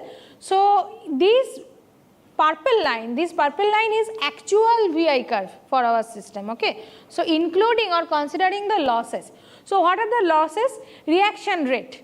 Reaction rate is first, where is the reaction rate? Reaction rate is that where we are generating the proton, where we are generating the ions. There the reaction rate, for that this loss is dominated by the activation polarization or the generation of ions. This is the resistance to the transport through the membrane. Okay. That is why this ohmic polarization, this is ohmic in nature, like V equal to IR, that, that kind of formula it is following. That is why it is linear in nature. There are some concentration polarization or gas transport loss. It is basically the mass transport losses. First one is for reaction, the last one is for mass transport. The losses is basically for that. The middle one is for the ohmic transport. Now this is the total effective graph that we see for a real fuel cell, and any time the difference between this green line and the purple line, it is giving you the total loss. Now in this total loss, the cathode loss in the reaction rate loss, that is most of the time more dominated. In the membrane internal resistance loss, it is basically it is giving you the slope of this straight line. So if the slope is very high, that means that our membrane is giving you very high resistance to the transport. Okay, and also if there is very high mass transport resistance, this drop also will be very sharp. So if your membrane is good, you can expect this slope of the straight line to be lesser. Okay, I mean it is a more flat line and less difference between these two. So this is one of the polarization, this is one of the aspect how we get or we determine how your MEA is working. Okay. Now the next question that comes to our mind is that how to know how many stacks to put MEA. So generally in lab scale, when we are testing any membrane or we are testing any assembly, we generally go for 1 or 2 to test any new membrane like that. Okay, like 1 or 2 MEA that I have shown you the picture of sandwiched MEA between the 2 end plates. So these MEAs or the film 1 or 2 is maximum that we go for lab scale. But in industrial scale or maybe even in automobile, the voltage output that you require might be higher, where the 1 or 2 MEA number of slides might not be sufficient. So in that case, each cell will generate some amount of voltage potential, and that is basically summed up to get you the effective total velocity. So like say that you need to run your car, you need 1.6 and your 1.6 voltage difference, and now each of your MEA is giving you 0.8. So total 8 number of 0.2, let us say. So total 8 number of MEA stacks you have to put all together to get it.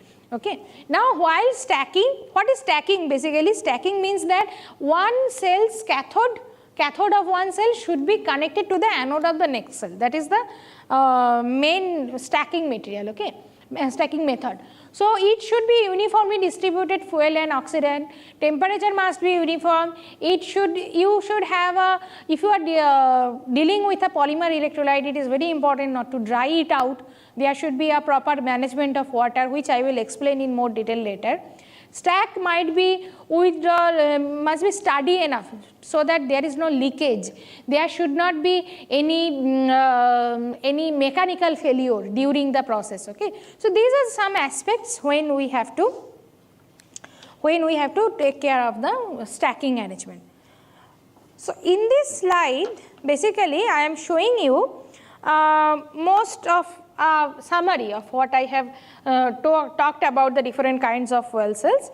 So you can, if you have a look of these stacks of these materials, then you can easily have a summary or overview of a fuel cells that are. Now, as I was telling that,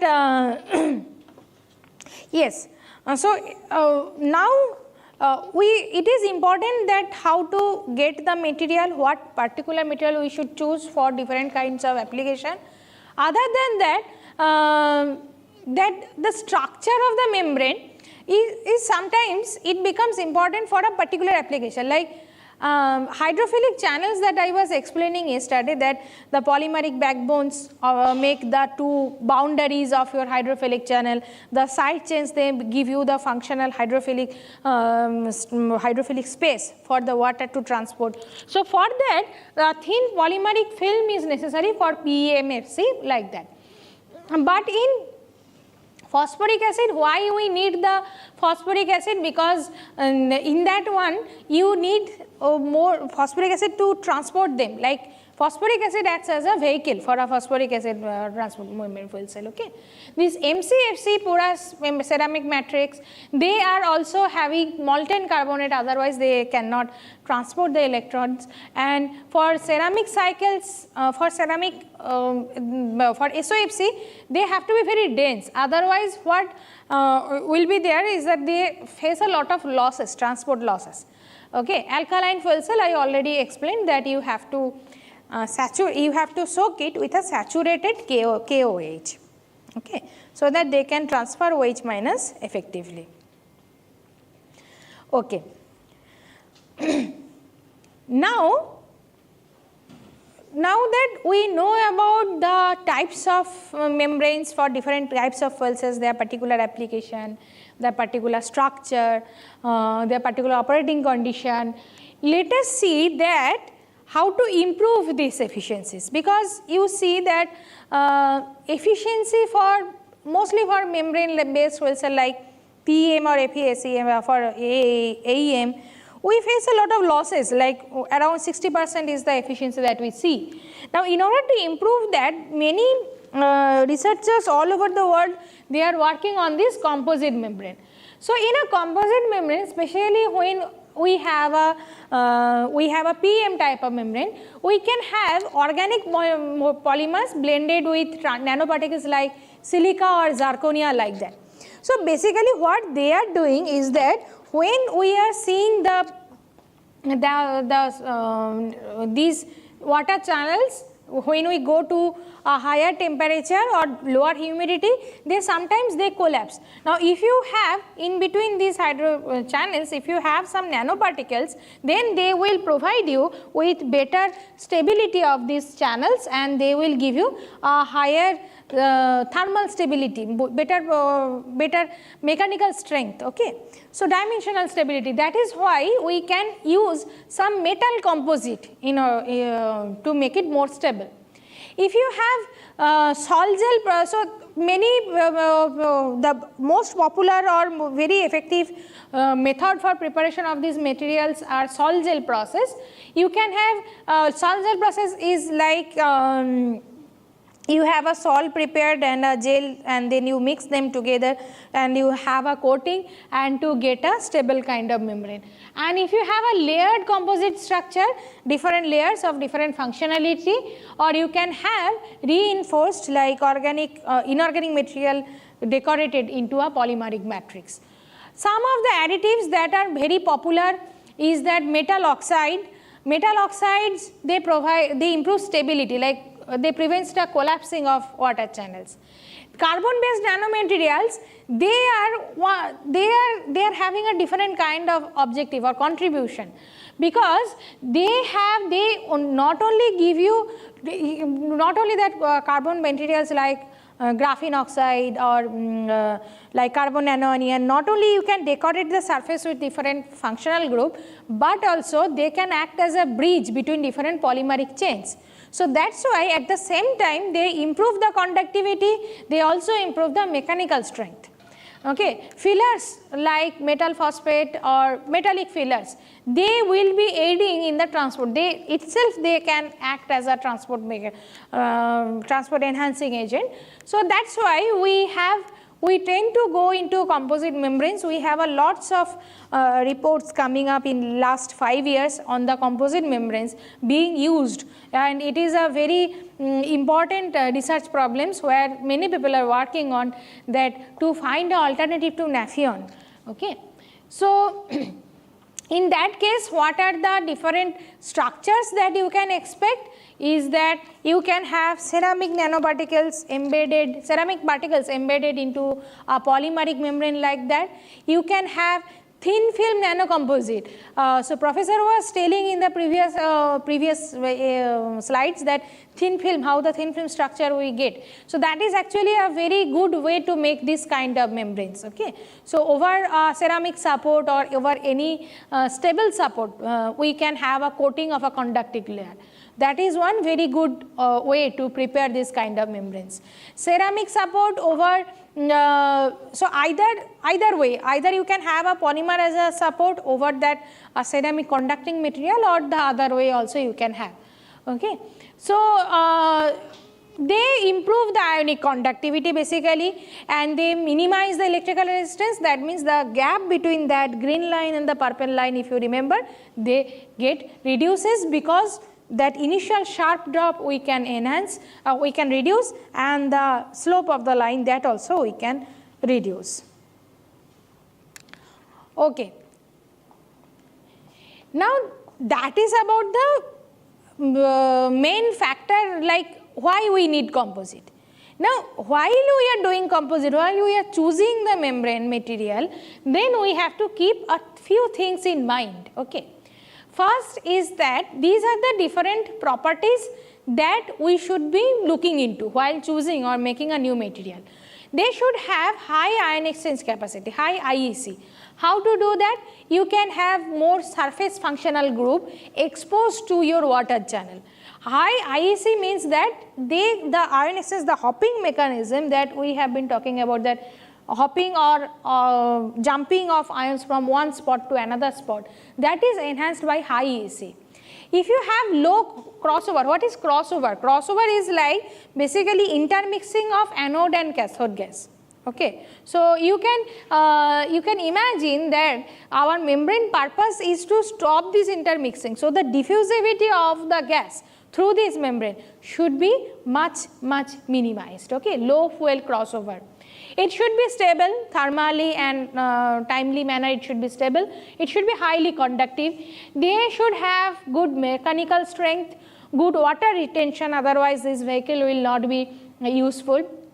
But one thing for widespread application, we have to have low cost or economical option. Otherwise, if the additive itself is very difficult to manufacture, then no industrialist will be interested to use that.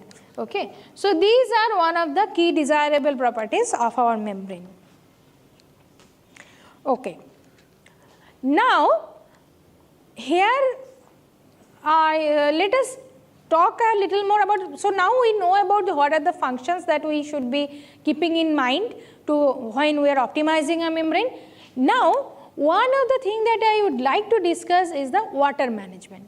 Water management is very crucial in any kind of fuel cell, okay, because lack of water inside the membrane causes drying out of the membrane, and drying out leads to cracking and loss or lack of water molecules to do the vehicular transport.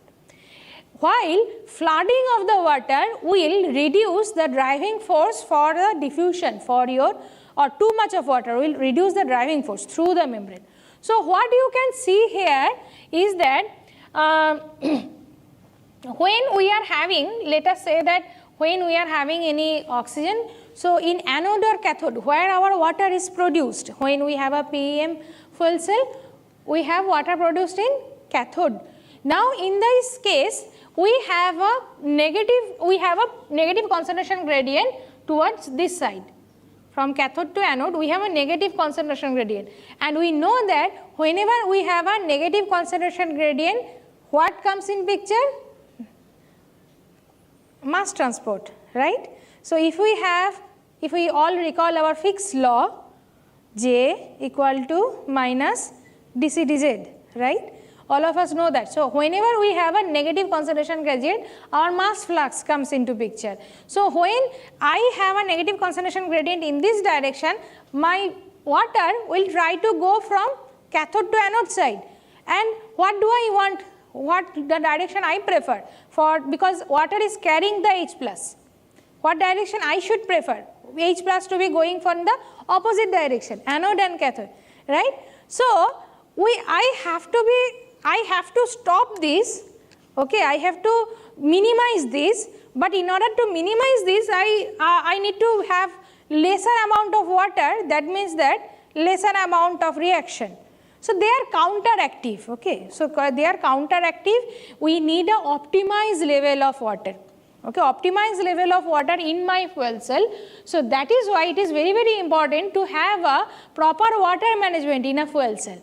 Okay. Now, what are the things or the challenges that becomes? So, I told you that Drying out leads to mechanical failure, lack of water to transport. Flooding gives you a loss in the transport, loss in the driving force, so your transport also gets affected. So we need an optimum level of water. Now, what is the challenge for us that we cannot maintain? What is why it is so difficult? Because there is electroosmotic drag, as I was telling. Okay, electroosmotic drag means that when I have a back diffusion, so electric transport is like this. When I have a back diffusion towards that side, so the water molecules, they drag the ions with them. Okay, so that is practically one of the challenge that we need to stop, and another one is that evaporation loss. So water whenever we are working at 60 or 80 degrees centigrade, some of the water gets evaporated and leads to non-uniformity. Okay, and so that's why how we can have a proper water management. Generally, what we do is that we have a humidifying chamber around the membrane in order to maintain a particular RH level. So if you see the different conductivity of different kinds of protons at different RH level, with increase of RH, the proton conductivity generally goes down. So we have to have an optimum RH level around 80 to 80% RH level that we should be maintaining for that. Okay, we can have a hydrophilic coating. Hydrophilic coating, layer by layer assembly, hydrophilic coating should be at the top. Hydrophobic gas diffusion layer, so the gas we should pass out very quickly. So that's why the hybrid membranes or the optimized flow design is very, very important for this kind of water management issue in a fuel cell. Okay, so while we are choosing different membrane materials, water management is an issue. It is an operational activity we should be maintaining. But also one thing, while choosing particularly the membrane, which membrane you are going to use, for that important factor comes into picture is permeability and selectivity. Now permeability and selectivity, I also told in the last class that they are counteractive. If you have more permeability, selectivity goes down. So importance of permeability, selectivity, they have to have a balance between them.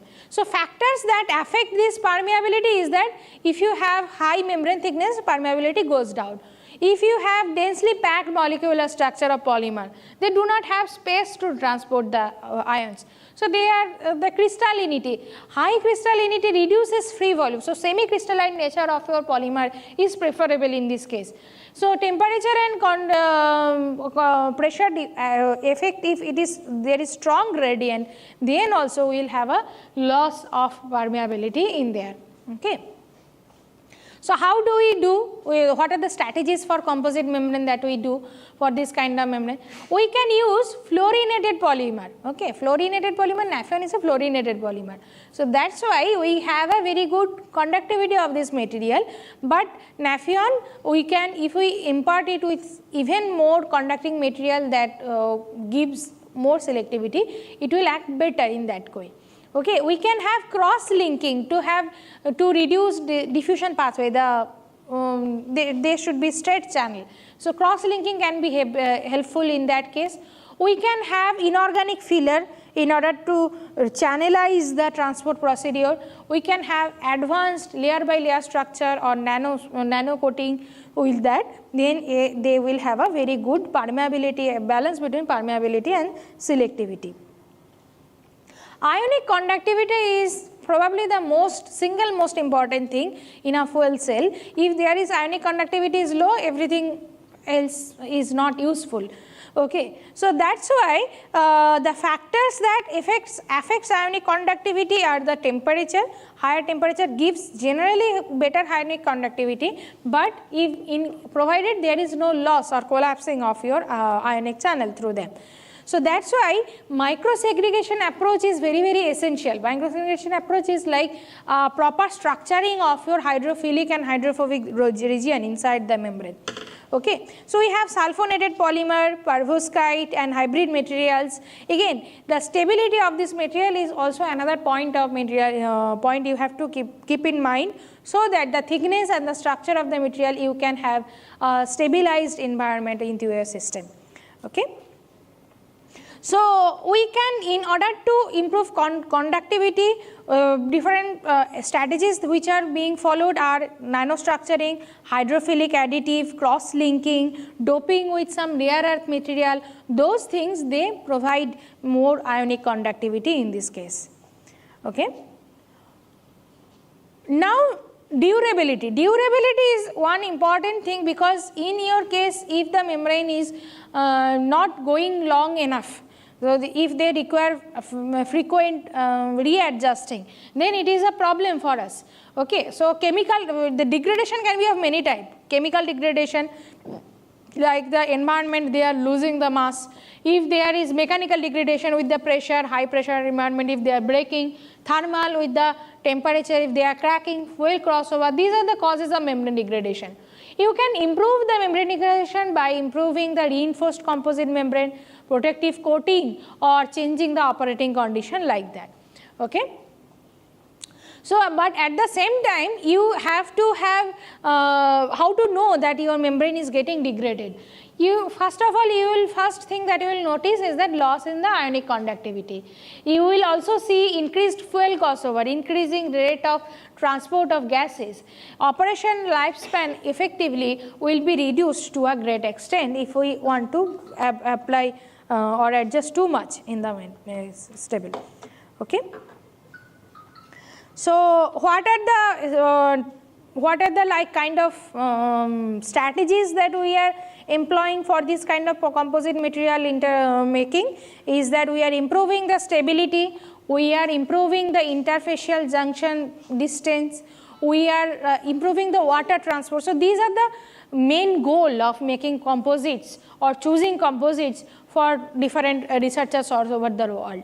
So they are also increasing the ion exchange capacities and catalyst, water dissociation through. So for these two, stability, ion exchange capacity, for that we can enhance by using materials effectively. You can use fabrication method effectively to enhance their interfacial junction or contact, you can reduce the contact resistance. You can increase the voltage and you can reduce the ohmic losses or increase the water transportation and ionic conductivity by changing the catalyst or asymmetric structure of the membrane. So if you have a particular membrane composite material, so if you want to develop or emphasize any one of particular property, now this will be helpful to know that which way you should proceed. If you want to increase the stability of your membrane, if you want to increase the water transport through the membrane, which way you should proceed. Okay. So what are the different manufacturing strategies that we use? Solution casting. We have seen a lot of videos about the solution casting in previous sessions. We also have extrusion. Extrusion is what? Extrusion is basically the hollow fiber kind of membrane. Okay. So you have a board liquid, you have another polymeric layer. We have seen video of that also, how to make a polymeric video. Electrospinning. We are applying electrospinning and hollow fiber fabrication is very, very similar, but in the electrospinning we are applying electric potential in order to reorient our molecules, okay, charge molecules, so that the structure of our membranes are very, very regular. And we have hot pressing and lamination, also phase inversion for those kind of membrane manufacturing techniques. We have seen more detailed explanation or videos in professors' lectures in other sessions. So we have nano-engineered membrane, 3D printing enable, 3D printing also to enable precise control. So these are some of the aspects that we can use for membrane manufacturing, like 3D printing is very popular nowadays, layer by layer assembly for that coating, extrusion, coating and hot pressing, they are some of the very commonly used or latest fracture of this. Okay. One thing, while we are working on the composite membrane, one thing that is very common aspect is that of a new technology is the sustainability. So you should have a recyclable material. So for that your choice would be thermoplastic polymer or sulfonated aromatic polymer or hydrocarbon membranes. So any cellulose derived membrane is very much bioavailable. They are very much biodegradable, or chitosan. They are some of the components which are very much sustainable in nature. And you should also see that your fabrication method is not increasing your carbon footprint. So that entire process objective will be lost in that only. Okay. So you can have a nanomaterial integration. So yesterday we were having a very nice interaction or dissociation, that one type of membrane after use, after they lost their lifespan, you can expose them to a different type of membrane. So there are options like that you should be reusability of a membrane. You can have that kind of information in mind. Okay. So so for that, the options for your additive, I have summarized them into these pictures, that for improved performance, these are the natural additives that you can give there. Recycle waste additive will give you these properties. So cost wise they are having different materials. So these we also have to have keeping in mind that there should not be any health concerns by the leaching of the materials and etc. Okay. So for more industrial application of this kind of membrane, what we need is that we need advancement in the perfluorosulfonic acid membranes in the membrane material category. We need enhanced manufacturing technology in industry, which will be roll-to-roll processing for large-scale manufacturing. And we need to have AI and machine learning embedded into this case, so that they can control their own properties by the change, if there is any change in the surroundings. Sustainability and cost reduction is one more aspect that we should keep in mind for our enhanced market growth. So industrial application that they are currently in being explored or being expanded is that these fuel cells I was telling you, that home energy management, vehicle transport, even for portable laptop and smartphones, it is under research. It is not in market till now, that what PM can be useful for portable research, etc. In military application also we have this kind of application. Some of the case studies. So I already told you about these two sectors in the automobile, Toyota Mirai and Hyundai Nexo or fuel cell vehicles. There is another case study by Bloom Energy where they used SOFC for stationary power generation. Okay, so they use this kind of ceramic material and they saw that there is significant reduction in their greenhouse gas. So they got good appreciation. Bloom Energy is an international power company. There is also another direct methanol fuel cell application by Toshiba. So they used it for military application. NASA is using alkaline fuel cell for their international space station, where our Sunita Williams is now spent a lot of days there. So these are kind of their applications when we see for case studies for environmental for different applications. So for more impact on the environment, we should have a green process, recyclable material, bio-based material, sustainable fabrication process, and we should have a sustainability but not with a loss of functionality. So Indian government has got some policies and incentives for having more focus towards the national towards the green hydrogen or fuel cells. That these are the some policies that we have summarized here. So so these are some these are the whatever we had to talk about the fuel cells for hydrogen generation or membranes. Now the takeaway message for this is that we have to have all the aspects keeping in mind that they should all work simultaneously, so that not only these solar and wind that can be useful when they are worked together with these fuel cells and electrolyzers, they can be useful in all sectors of our life. And we have learned a few things, important aspects, that how to make it possible. So thank you all, and any questions?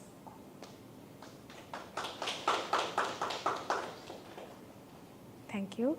Any questions? Yes. I have 2-3 questions regarding this one. The very first one is when we want to actually keep the hydrophobic and hydrophilic effects to the cathode and anode respectively. My question is specifically towards this, that how one can determine the percentage or the weight of an hydrophobic material on the cathode side. I mean to say is that if, let us say that I want to apply the PTFE on the cathode side, then how one can actually estimate the amount of it? So you want to know the amount of PTFE beforehand, before making them? No, while making them. While making them. So you want to know that you are making a cathode, so how much PTFE you should use? Because Yes. The reason to actually ask this question is that we have actually tried to, we made a very simple try to actually make a 1 PM fuel cell. So by that time, I had this particular problem of an, generation of a little water vapor at the cathode side. So what usually that I'm understanding is this, there must be a problem of an, making the membrane a little bit weight on the cathode side, which should not be there basically. Oh, it means water, you Yes, mean to say. yes. Huh. So I am actually in a haze of understanding that how should I actually avoid that particular thing. So if one can actually give the coating of a PVDF or PTFE on a cathode side of it, of a membrane, then that problem can be get resolved. But my question is this, that how one can determine that how much amount of a PTFE that is supposed to be applied on it? Yes. So very good question, because one of the thing that we have with a hydrophobic or hydrophilic coating is that one probability is that the reaction loss, because if we have too much of coating thickness, we can use you can lose a lot of reaction efficiency. Okay. So one option will be to maintain, first of all, you should not have it in a moist environment. So your humidity should be totally controlled. Okay. Otherwise there will be accumulation of water vapor. One problem is that. Second is that it must be experimentally determined that how much of thickness of PTFE is causing you how much loss in the loss in your power generation output. Okay. So your activation energy, you should measure all that, that what is the reaction rate with a different thickness of PTFE. So only then you can have a coating of PTFE, or otherwise you should look for other options like a completely different cathode material for that, more of a less hydroscopic material, less of hydroscopic material. That can be other option for that. But if you want to determine the coating, I think it is very, very material specific. I believe the multiple experimentation may give me the answer of this. Do you think so? Yes. Okay. The other question is actually also related with this. Now, you have answered me as well as that also, because I was again a question of if a membrane has to be actually applied, like GDL is there, gas diffusion layer is there, on which we give the catalyst layer. So the one that you have actually showed and mentioned earlier on a slide where we make a slurry of it, and then the entire slurry is going to get coated on a carbon paper, which need to be get coupled or sandwiched with the membrane. So my question was again like this, that how one can again estimate the amount of an catalyst to be actually put it on the gas diffusion layer. But I think so, as you mentioned it correctly, that can yes, too much of it can lead to agglomeration, non-uniformity in your matrix, and also too little of it will give you less efficiency. So you have to have a, I do not think there is a thumb rule applicable for all kind of material. Because as of now we are using in 20% platinum and carbon on it. Okay. 20%? Yes. So then your OPEX, CAPEX cost must be how much? For a fuel cell right now, which the membrane size of an 5 centimeter square area that I have actually manufactured, it cost me somewhat around an 80,000 right now. 18,000, okay. Yes. So it is a kind of a composite for you. No, It's a simple PM with the polymer, that is I'm using a Nafion 212 membrane. Okay. So being a mechanical, that I can actually estimate the external part of it, I can actually, reduce the cost over there. Okay. But I'm handicapped whenever I actually reach to the chemical part of it, when Okay. it goes with the membrane and all. Okay. I see. Thank you very much, ma'am. That was a nice presentation and we really enjoyed it. Thank you. Thank you so much. Thank you. Any other question? Okay. So thank you all. So we'll go There to... is a question, ma'am, from our online participant, Yes. Karthik D. Naveen. Yes. He wants to ask that what would be the best membrane for long-term usage of a fuel cell? Different kinds of fuel cell will have a different material. Like say, if we are having PEM fuel cells, they generally, I was showing that they have a very long lifespan.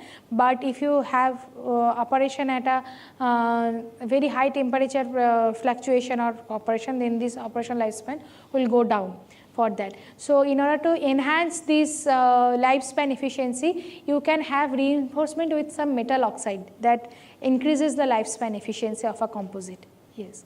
And is there any feasibility and life scale study for various membranes? Yes, there are a lot of reports already published. There are lots of reports. If you are interested, I can share a few publications with the participant. That will be useful. Okay, ma'am. Thank you. Okay, thank you. So we'll go for next session. Thank you all.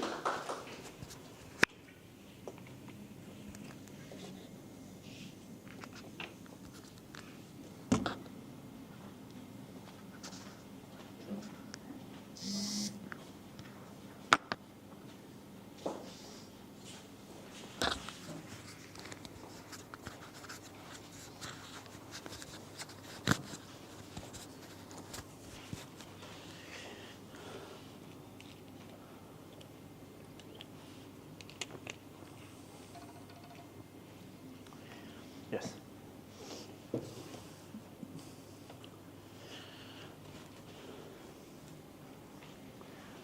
Ready?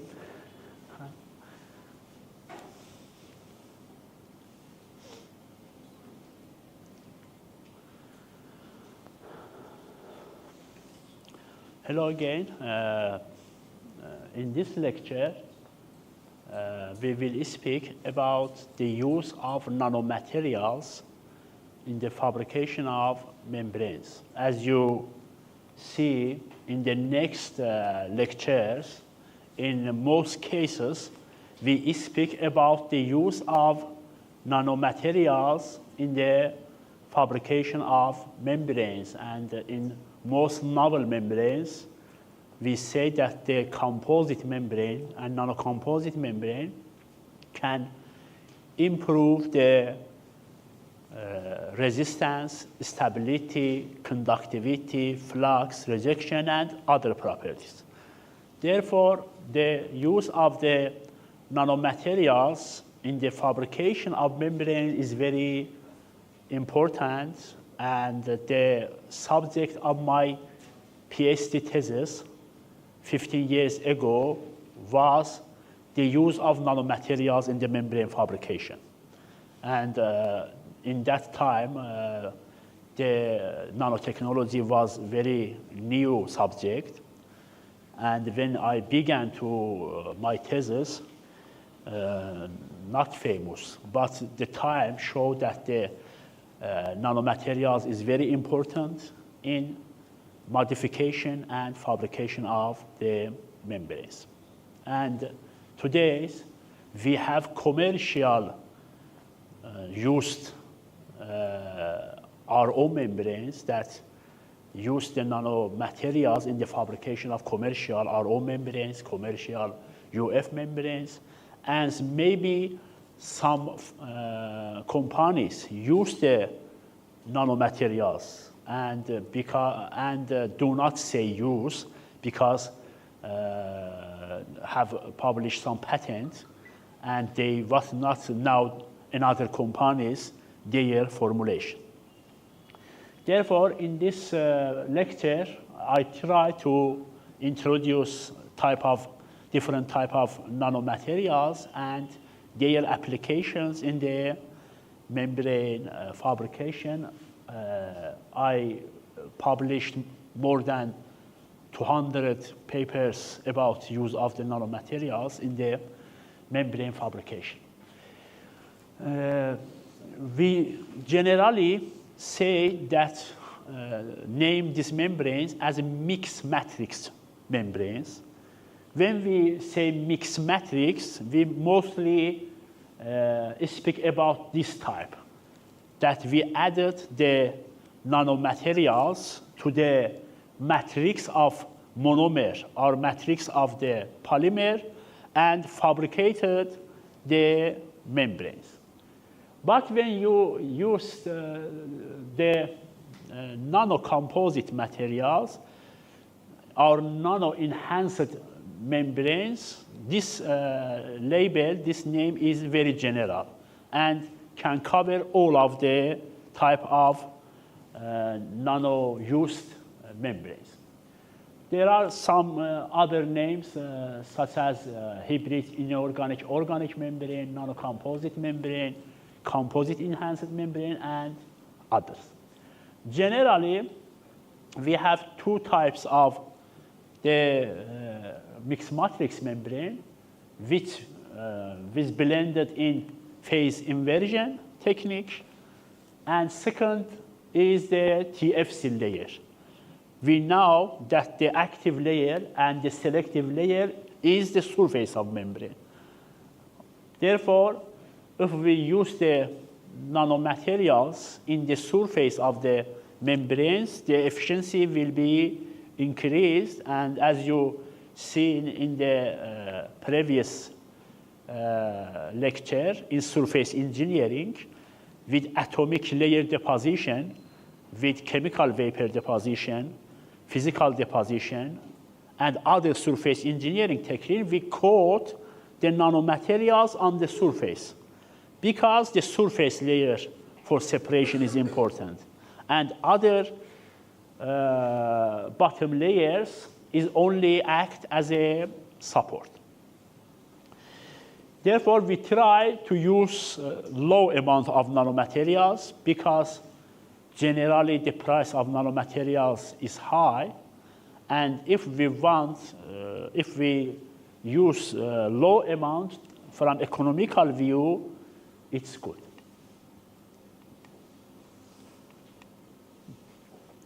Aim of using nanomaterials in membrane, increasing permeability, increasing hydrophilicity, or increasing hydrophobicity. Based on the membrane, if we want to increase hydrophilicity, we must use hydrophilic nanomaterials.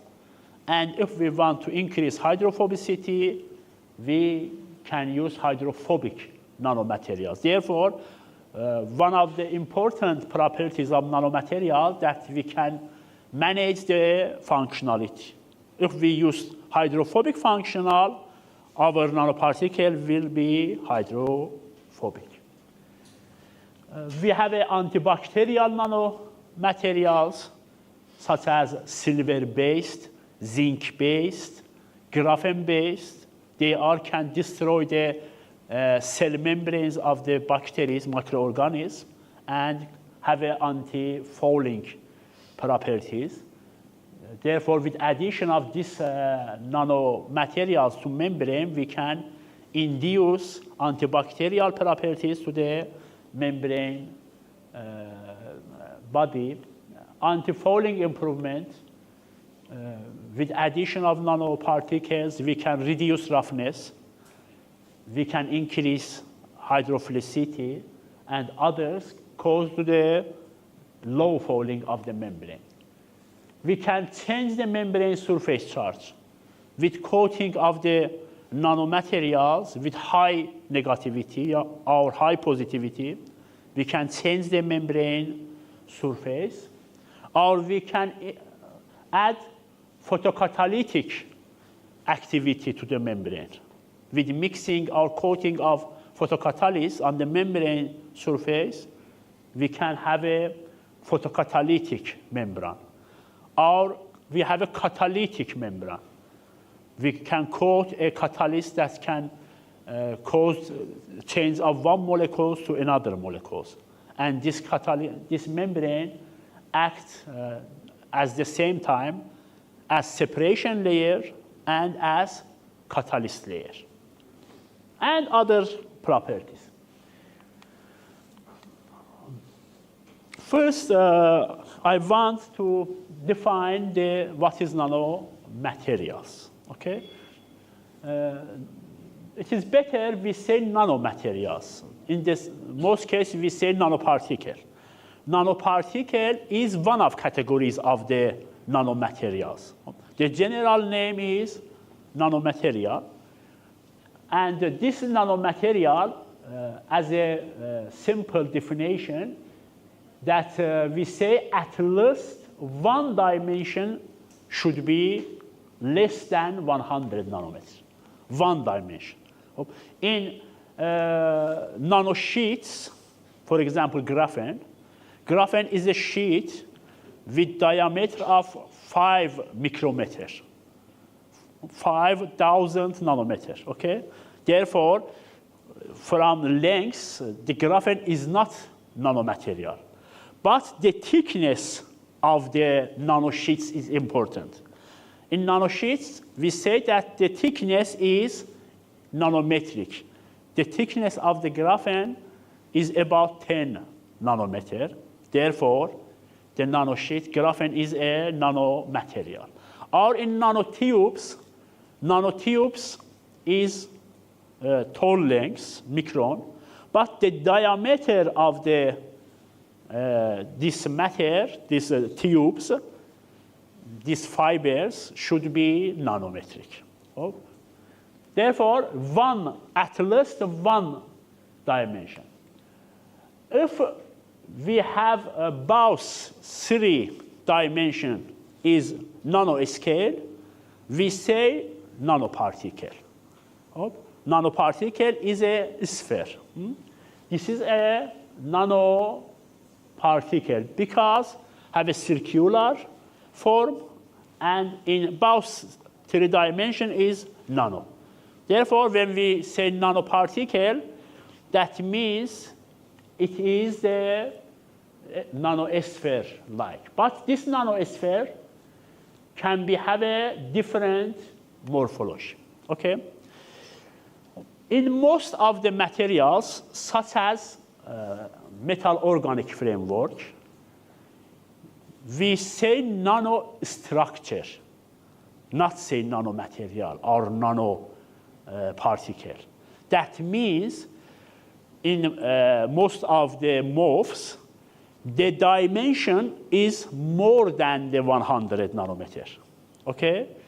But there is some pores, some porosities in this micrometer particles that have a nanometric size. Okay? In this case, we say nanostructure.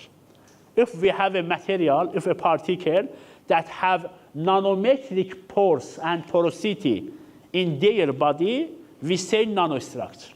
Therefore, nanostructure have not nanometric size. Okay? Most of MOFs, ZIFs, zeolites is the big size, micron. But they are angstromic and nanometric pores that in this case we say this is a nanostructure. We have a nanorod and different categories and configuration. The famous one is here. Also, we have a carbon dot. No? Carbon dots are quantum dots. Okay? When the size of the nanomaterials is less than 5 nanometer, we say quantum dot. Okay? Quantum dot is very, very small. And when very small, the properties of nanomaterial also change, and the properties can be influenced with the size.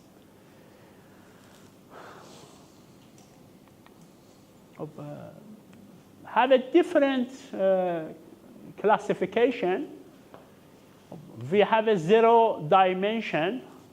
That's the most one is carbon dots, clusters, hollow nanoparticle. As you see, all of these nanosphere, nanoparticle. Therefore, carbon dots is 0 dimensional, and that means very, very small. We have a nanorod and nanotubes that you see, nanowires or nanofibers. 1 dimension, the thickness, diameter is 1. 2-dimensional, you see this one. We have a nanolayer.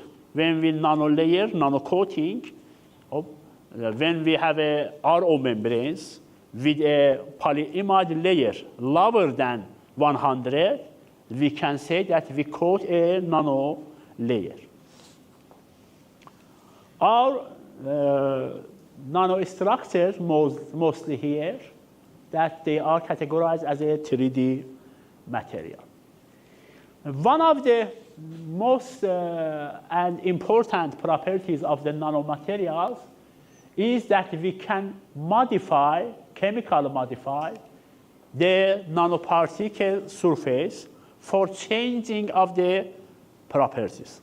In literature, you can find at least maybe 100 modification for carbon nanotube, for graphene.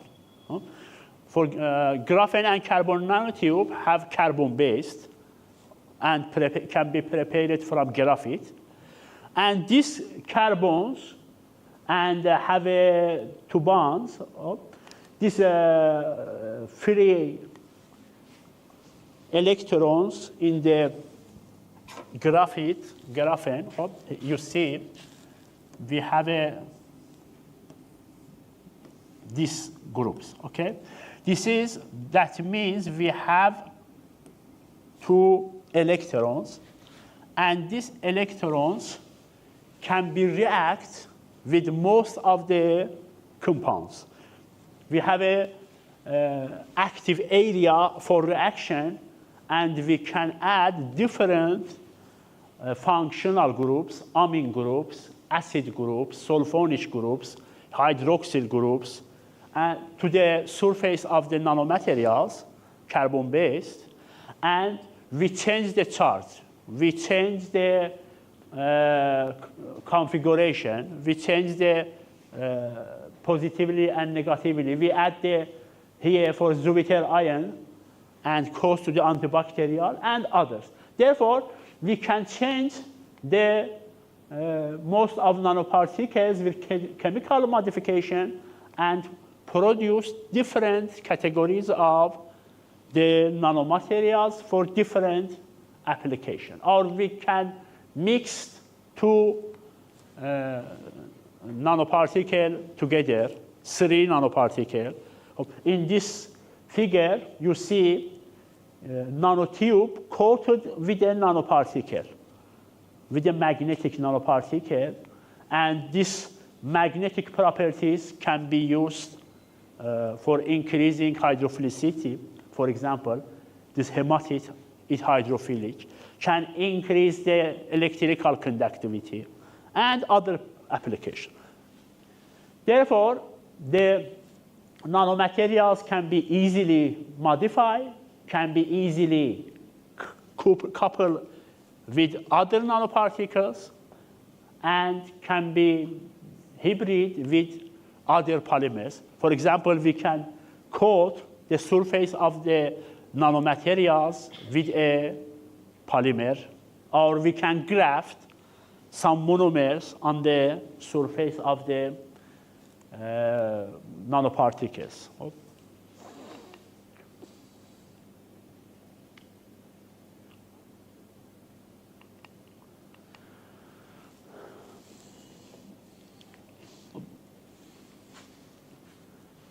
As I say, from this year, the nanotechnology have growth and have a new progress. And you see that in years, 2010 years, began to rapid publication about the nanomaterials. But the first use of the nanomaterials can be gone to these years that speak about the nanopores, about the size of the membranes. But in 2010, we have the best progress in the nanotechnology. And first, you see the carbon nanotube, and carbon-based is mostly used, and next, novel nanomaterials is synthesized, and every day, new type of the nanomaterials is synthesized and introduced. For example, we now max phase or MaxSense. MaxSense is similar to the graphene, but fabricated from inorganic materials. Instead of carbon, in the graphene, we have a titanium, aluminum, and other metals that have a very high resistance to temperature, and we can use instead of graphene in many places.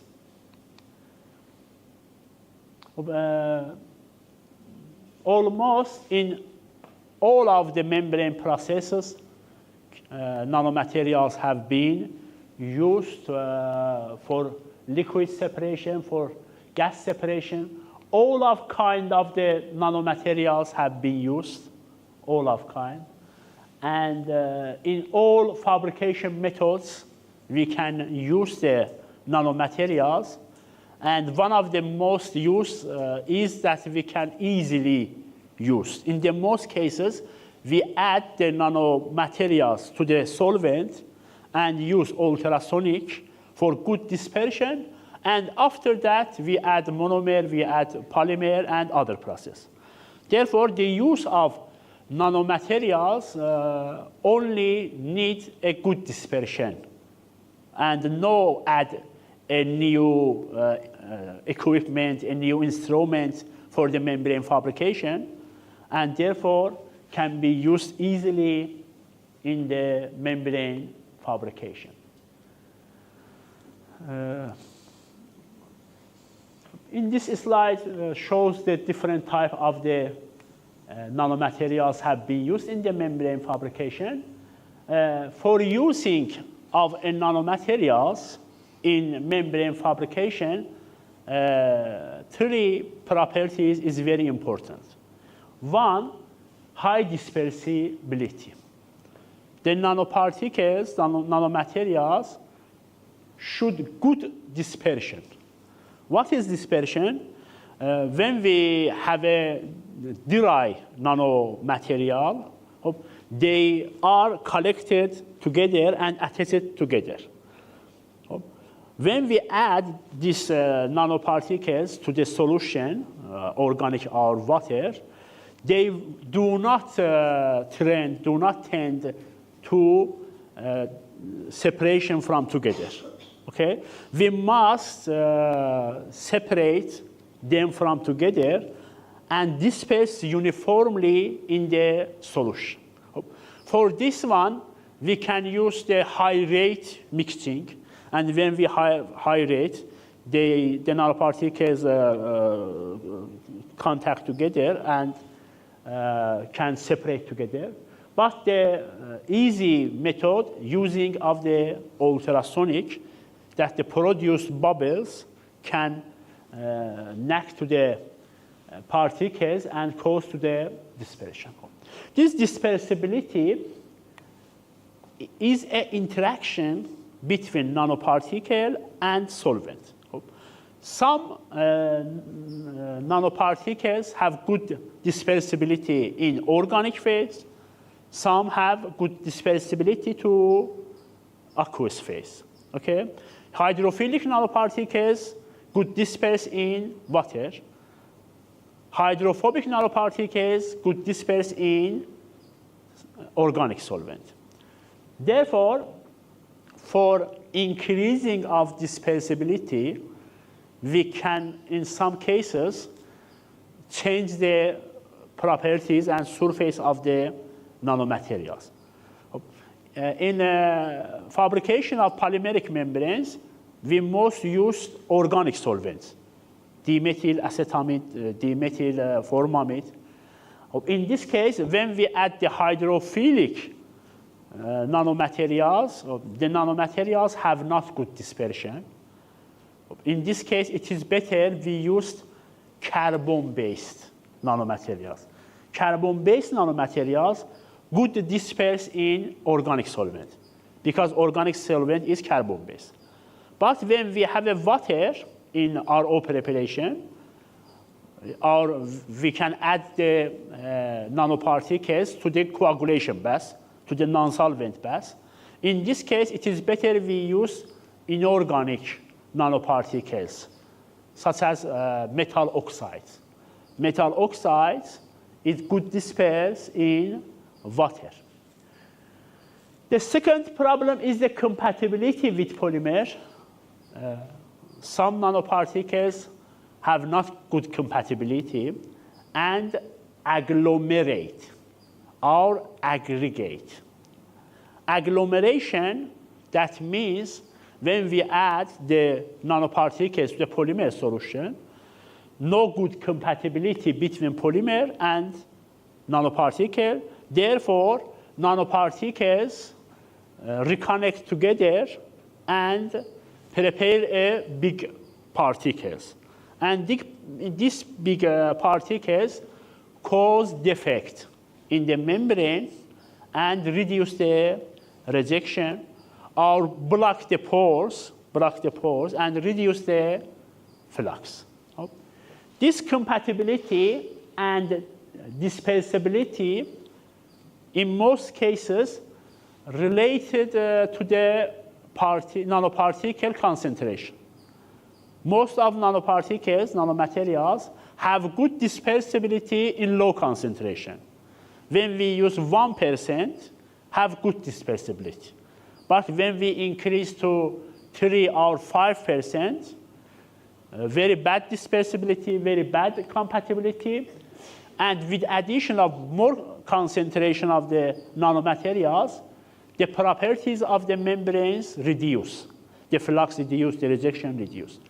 Therefore, the low amount, in the most cases, low amount of the nanoparticles is good for membrane fabrication when we mix the nanoparticle, not surface coating. In the surface coating, no problem. But when we mix the nanomaterials in solvent, in polymer, as a mixed matrix, in this case, we must use the low amounts. Higher amount is not good. And the nanoparticle should have high hydrophilicity or high hydrophobicity for increasing. Some nanoparticles have very low functional group. And because we have a use low amounts, 1% to 2%, the low functional group is not good. It is better we use the high functional groups, such as dendrimers, for fabrication of membranes. Almost all of the nanomaterial have been used in the modification and fabrication of membranes, multi-wall carbon nanotubes, single-wall, carbon dots, nanodiamond, boron nitride, hematen, bioten, maxen, molybdenum sulfide, graphene, carbon nitride, and most cases, zeolites, different kinds of zeolites, different kinds of clays, most of the metal oxides. For example, this nanomaterial, as these nanomaterials have a antibacterial properties. You can see we can couple the two nanomaterials with together. Or 3 nanomaterials can be coupled together for increasing the properties of the nanomaterials. For fabrication of mixed matrix membranes, there are different techniques. The first technique that used 20 years ago for the first time when introduced is the self-assembling or deposition of the nanoparticle on the membrane surface. After fabrication of the membrane, this is a commercial membrane or we prepare beforely. After fabrication, we produce a suspension of the nanoparticles in solvent with sonication, and the prepared membranes immerse deep in this nanoparticle solution and keep for 1 hour. And in this case, nanoparticles deposit and self-assemble on the membrane surface. And the membrane surface is important because the separation layer is the top surface. In this case, we have a high efficiency and the contact angle reduce rapidly. Okay? But nanoparticles are not stable because physically attached, and when we use the membranes with cross-flow fluids, this cross-flow tension can be separate the nanoparticles, and after 1 day, we have not nanoparticles. Therefore, this is efficiency because located on the membrane surface, but the attachment is problematic. For increasing the attachment, now we use the atomic layer deposition, magneton sputtering. In this case, the growth of, in this case, we have a ready nanoparticle in this. Ready, and we only deposit the nanoparticles on the membrane surface. But in the plasma, atomic layer, magnetic, and as discussed in the lecture, the previous lecture, the nanomaterials grows, self-grows on the membrane surface and the pores, and the top pores, okay? And in this case, we have a good attachment between the nanomaterials and the polymeric. When we have a growth, not deposit, growth of the nanomaterials, the attachment is very good and we have a stable layer. But this method is very easy, but in the atomic layer deposition and other sputtering technique, we need very expensive device. This is an example of this method that showed that coat the graphene oxide ion nanoparticles on the surface of RO membranes. The second method that's similar to the one, use of the filtration. In this scale, the nanoparticles self-assemble and not good stable. But in the second method, we use the filtration and pressure. When we use the pressure for coating of the nanomaterials on the membrane surface, we have a better stability.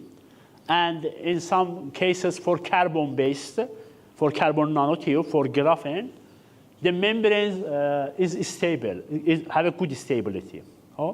But after 10 days, 20 days, this membrane types is also detached. Because this technique is also physically and not good attachment. But it is better than top one because we have a use pressure for coating of the layer. These membranes mostly named as Bucky paper membranes. When we have a polymeric support or ceramic support and coat the nanomaterials with pressure on the membrane surface, say that we prepared bucky paper.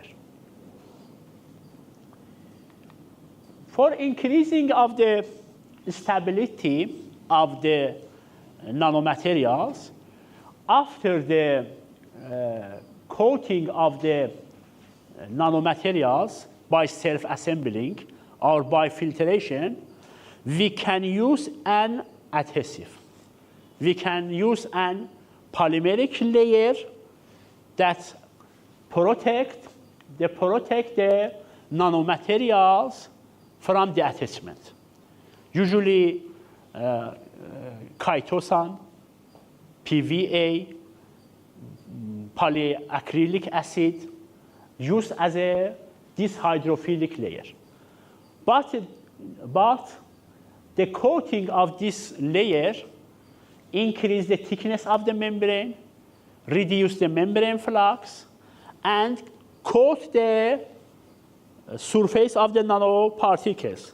In this case, the top layer will be the coated polymer. And the efficiency of nanomaterials reduce because we have an extra layer. But the stability is good, and the coating of PMMA, PAAA polymers can increase their stability.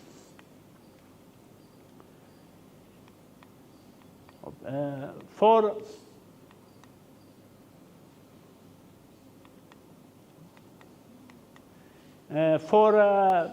reduce the effect of this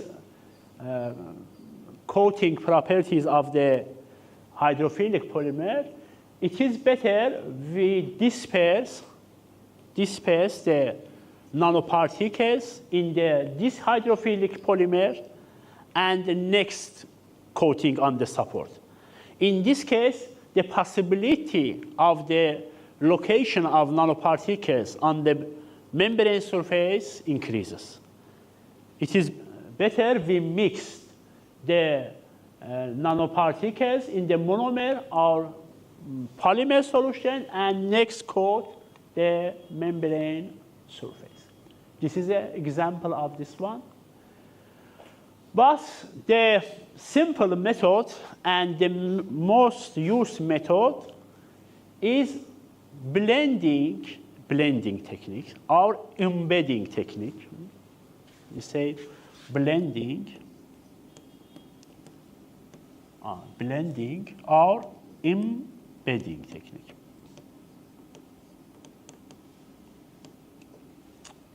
Embedding technique. In this method, we first select the solvent. Solvent should dissolve the polymer, okay? And we first add the nanoparticulates or nanomaterials to the solvent and use good dispersion. And after preparation of a good dispersed suspension, we add the polymers, okay? For stability of the nanomaterials and reduce the agglomeration, we can use surfactant. Surfactant causes to the good dispersion of the nanomaterials, or we can add some hydrophilic polymers. When we add a polyethylene glycol, PVP, and polyacrylic acid, these hydrophilic polymers attach to the surface of the nanoparticles and do not allow to agglomeration, to aggregation.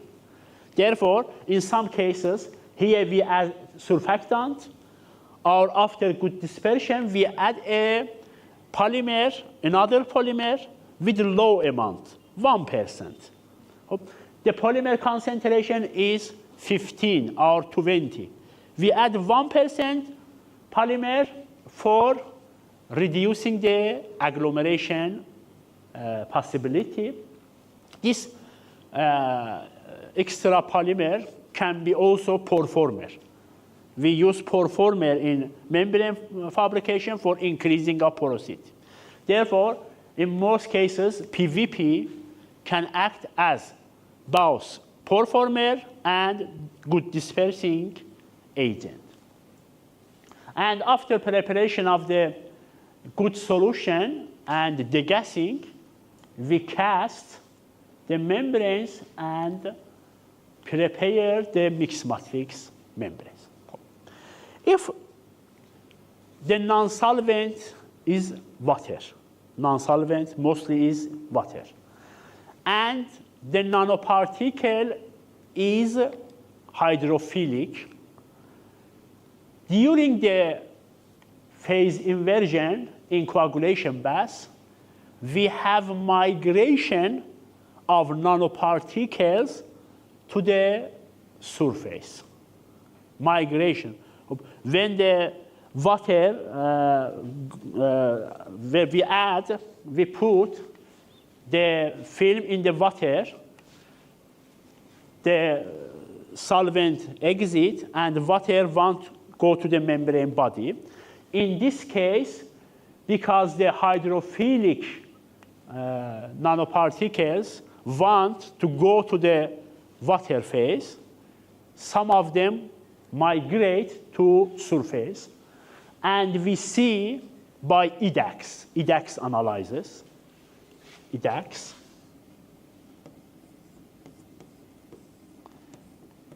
analysis is coupled with SCM. And in this case, for example, our nanoparticle is titanium dioxide. We say to SCM operator, give the titan EDAX. And for example, when we have this membrane, show that the density of the titanium in the top layer is higher than bottom layer. And this shows that the most of titanium layer migrate to the surface, and we know that the surface layer is important. Therefore, in this technique, we have migration of the nanoparticle to the surface. Okay.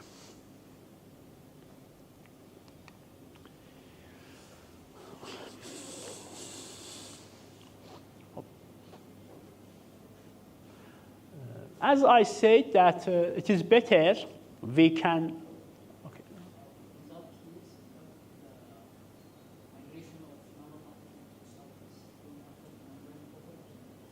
Yes, properties. The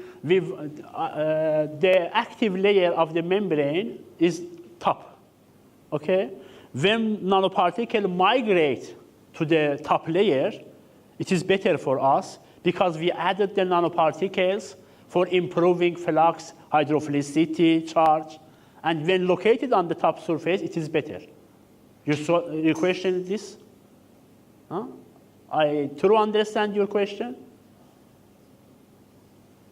My question is, if the nanoparticle migrate to the surface, if the nanoparticles are hydrophilic in nature, Yes.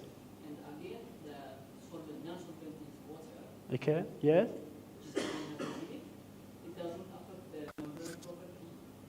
Yeah, affect in the membrane property. Yes. So why we choose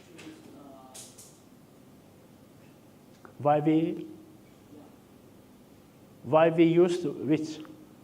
so we have to coat membrane with another layer, like polymer layer, and just prevent the movement of nanoparticle to surface water. Yes. So in that case, membrane become better. Yes, better. If I understand your question, we want to locate the nanoparticles on the surface. But in the surface, the nanoparticle can be leached and not stable, as presented in the previous methods. Okay? In this method, we say that the nanoparticles on the surface is not stable. Therefore, but when we mixed with the matrix of polymers because of the interaction between the polymer and the nanoparticle, and also trapping of some nanoparticles between the chain of polymers, the stability increases, okay? We must have uniform dispersion, but we see that we have a migrate to the top layer, and it is good for us because the selective layer is top layer, and the bottom layer is not very important, only for increase of stability. Therefore, this migration is good for us. Sir, then what will happen to the strength of the membrane? Repeat? Strength of the membrane. Yeah. Does it affect the strength of Yes. Some of the problems, I speak about the problems. In some cases, the strength of the membrane increases with addition of low amount of nanoparticles. In industry, we have a composite polymers that add some clay, some zeolite, some fiber chop to the polymer, and this addition of the material increase the strength of the polymers and used in the airplane fabrication. In this case, when we have a low amount of nanoparticles, the strength increase 10%, 15%. But higher concentration, 5 and more than 5, reduce the flexibility and strength of the membrane, okay? And also agglomeration of nanoparticles reduce the strength. When we have agglomeration, we have a defect, and the agglomerated place is suitable for broken, okay? Therefore, it's good for us. There are many methods for growth of the nanolayer on the membrane surface, as speak about ALD, magnetron plasma. One method is the contra-diffusion method. Contra-diffusion or counter-diffusion. Contra-diffusion, we have a similar setup in lab that we first select a porous membrane. We prepared it before this membrane by phase inversion, or this is a commercial membrane. Put in the cell between two phases, between two solutions. We have a one solution in the top of membrane, and we have another solution in the bottom of the membrane. And we have this U tube, or instead of U tube, we can use a pump. Why we use U tube? Because we have a very low pressure for drive the bottom solution to the top layer, okay? In the one solution, we have a first agent, and in the top solution, we have a second agent. The first and second agent can react together and prepare a nanoparticle, nanomaterial. For example, in this paper, ZIF-8 was grown on the PVDF support. For fabrication of the ZIF, we need the zinc ions and 2-methyl-imidazole ligand. With reaction of the zinc with 2-methyl-imidazole, the ZIF layer was grown on the membrane surface, and if possible, in these layers, top layers, pores, and relatively we have a good attachment, And we say this membranes is inorganic organic membranes, or inorganic coated polymeric membranes. We have also have polymeric coated ceramic membranes. In this case, we have a ceramic coated polymeric membranes. And the active layer will be this grown ZIF-8 layer. And generally, the inorganic materials have very good antifouling properties comparing to the carbon-based polymers, because most of the fouling agent, oil, proteins, fat, are carbon-based, and polymer is carbon-based, therefore easily attached together. But when we have inorganic ceramic materials, the attachment is low. Therefore, ceramic membranes have lower fouling than organic polymers. This method is one method for growth of the polymeric layer. As discussed in the previous lecture, we can use the nanomaterials as interface layer in the fabrication of TFC membrane. That use of these nanomaterials reduce the intrusion and increase stability and cause to the thin layer on the membrane surface. For increasing the stability of the membrane, the nanoparticles on the membrane surface, we can chemically connect the nanomaterial to the membrane surface. In this, our discussed methods, we have a physically mixing, physically coating. But we can produce carbon-carbon bond between polymer and between nanomaterials. That's called the grafting.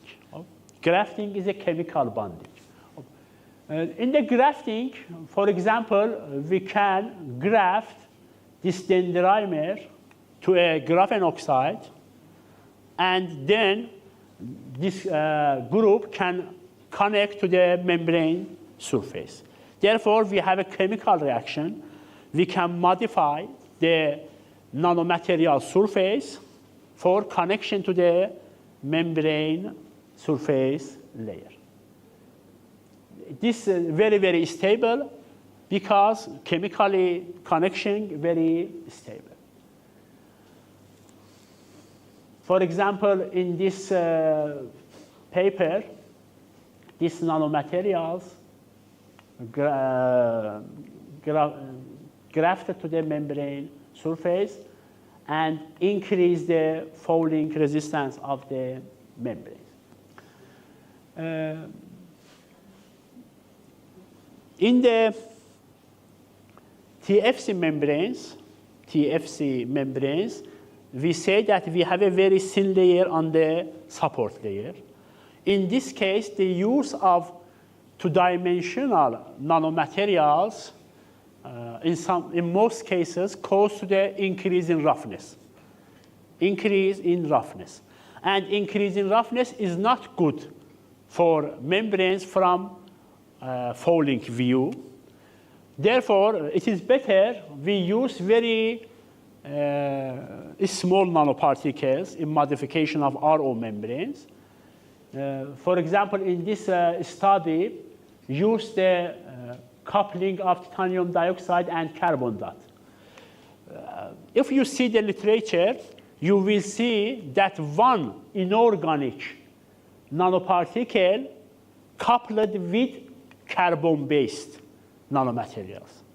The reason is that the carbon-based nanomaterials, such as graphene, carbon nanotube, have a good dispersion in organic solvent.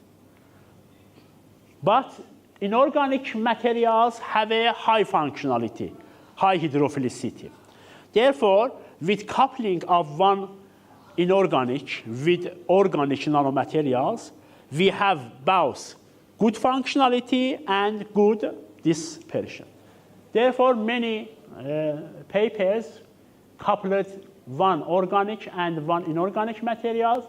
And in this paper, we see with addition of the nanomaterials with very low amount, the flux relatively 50% increased. With very low amount, we can increase 50% in flux of the membranes. And you see, this is no nanoparticle and have rough surface, but with addition of nanoparticles, the roughness decrease, and the decrease in roughness can cause the membrane antifolding properties.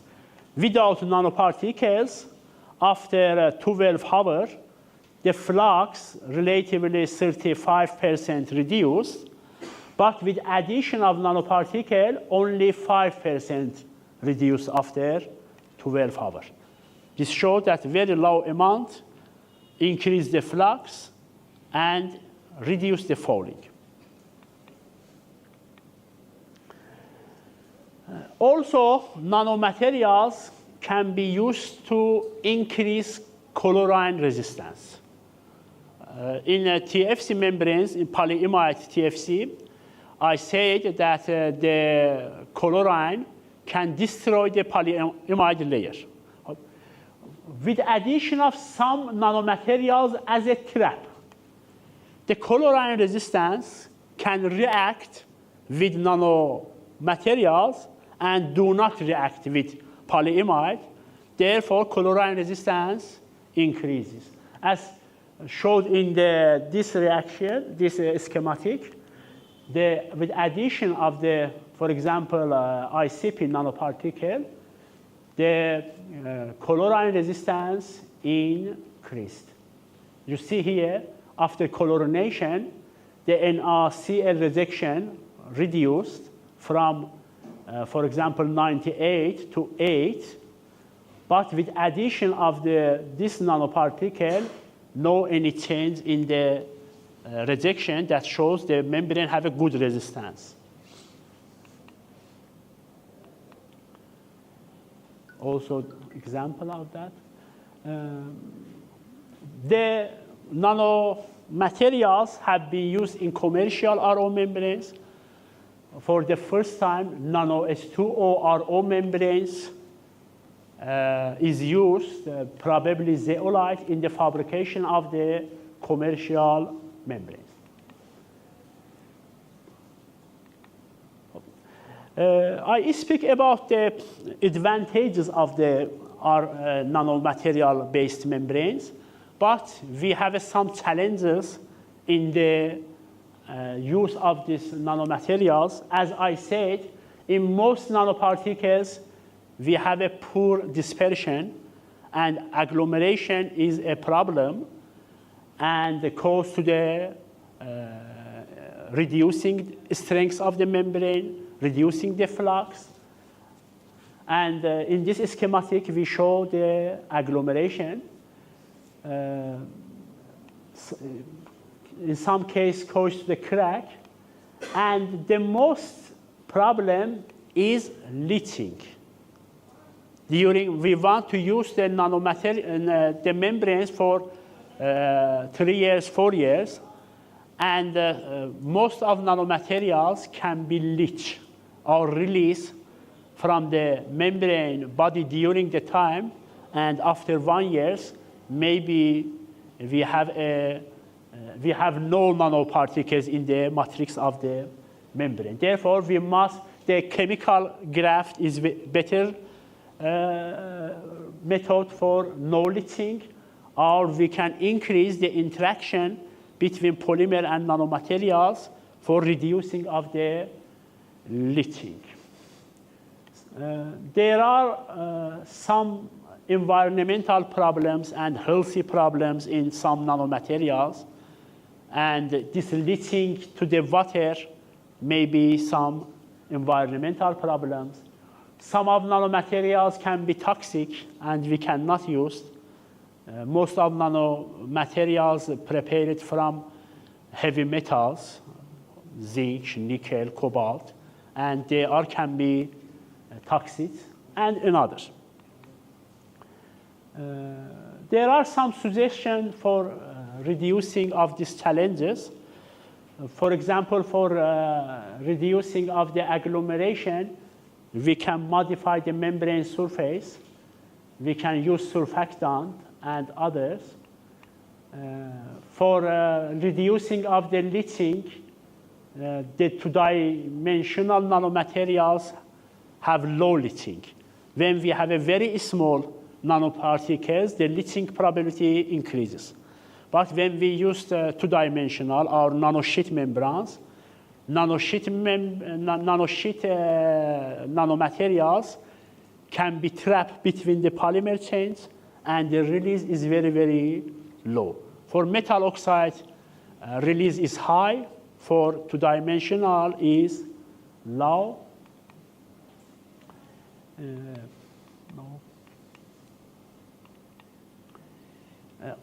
Also, we can, I say that in all processes, all fabrication methods, phase inversion, electro-spun, hollow fiber, TFC, interfacial, all processes we can use nanomaterials, and for example, in this slide, used in the electro-spun one, or coated nanoparticle on the surface of the cellulose acetate support as a bulky paper. And generally, as this slide, after 15 years research in the nanomaterial used in the membrane fabrication, I think in the recent future years, we will see that most of commercial membranes will be used the nanomaterials in the fabrication of membranes. Thank you.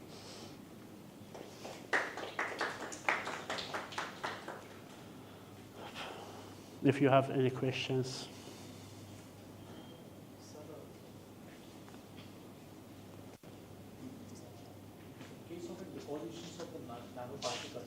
The one that you mentioned earlier. Yeah.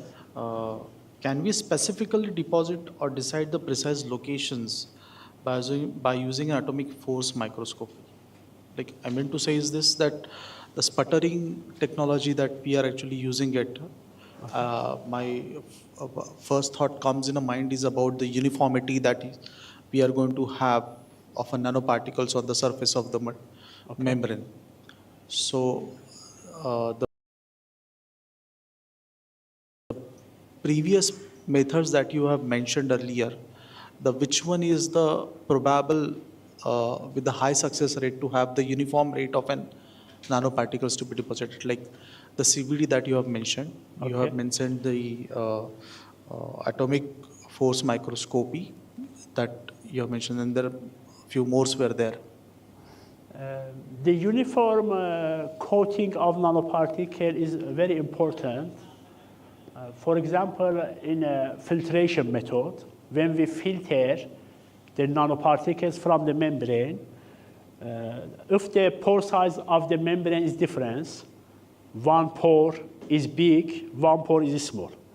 Therefore, most of the solution will go from big pore, and the most nanoparticle will coat on the big pore surface, okay? And we will have not uniform. Or in this method, contra-diffusion method, if we have a not uniform pore size, we will have not uniform growth, because when we have a big pore, this pressure causes the more diffusion of zinc from big pore. Therefore, we will have challenges in this case. But the high technologies, such as atomic layer deposition, magnetron growth, have a very, very unique form. And why I speak about the magnetron sputtering? We have a different type of sputtering. in the magneton sputtering, because we have a magnetic field and both electrical field, this magnetic film causes the very, very uniform deposition or growing of the nanomaterials in the membrane. So, yes, the uniform dispersion is very important. And when we have one thick and one small layer, close to the brittle of the membrane, and it is not good. And in case of a chemical vapor deposition, since it's chemical vapor deposition, okay. In case it's an inert process that is going to takes place. I mean to say is okay. The environment in case of an CVD will be the very controlled one. Yes. In which the inert gases would be probably there to actually help to deposit.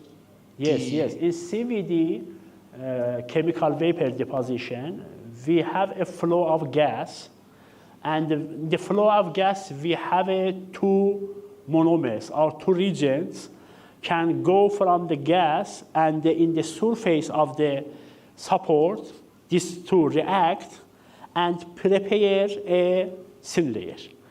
In the CVD, because both gases come together, in some cases we have a non-uniform coating, because all of the regions come together, and in the first space we have a high reaction rate because high concentration, and when go from the surface, because of the reaction, the concentration is reduced. But in atomic layer deposition, we have a gas with monomer 1 come to the membrane surface, adsorb, and we have a vacuum, the second region come. React together as a one cycle. We have a vacuum, again, the first reagent come, second come. Step to step, cycle to cycle come, and in this case, we have a very, very uniform layer. So can we say that the atomic layer deposition would be the best one among these methods? Yes, yes. Now for surface engineering, the best method is atomic layer deposition. Thank you, sir.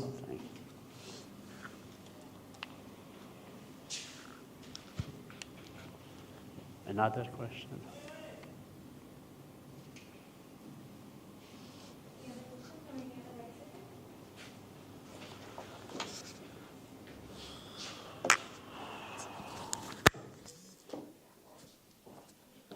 Thank you so much, sir. We are very honored for this wonderful presentation here. So next, what we will do is that we will proceed for lunch next. So the lunch timing will be 1:30 to 2:30. So after that, let us assemble in the new building of IIPE where we had the tutorial yesterday. So in the afternoon session, we will have two tutorials. One will be on the different membrane configuration of different membrane configuration for water filtration, and there we will show the operations of hollow fiber and flat sheet membranes, and there after that we will go for some characterization technique demonstration. Okay, so that at around 3 p.m. let us assemble at the new building. Okay, thank you.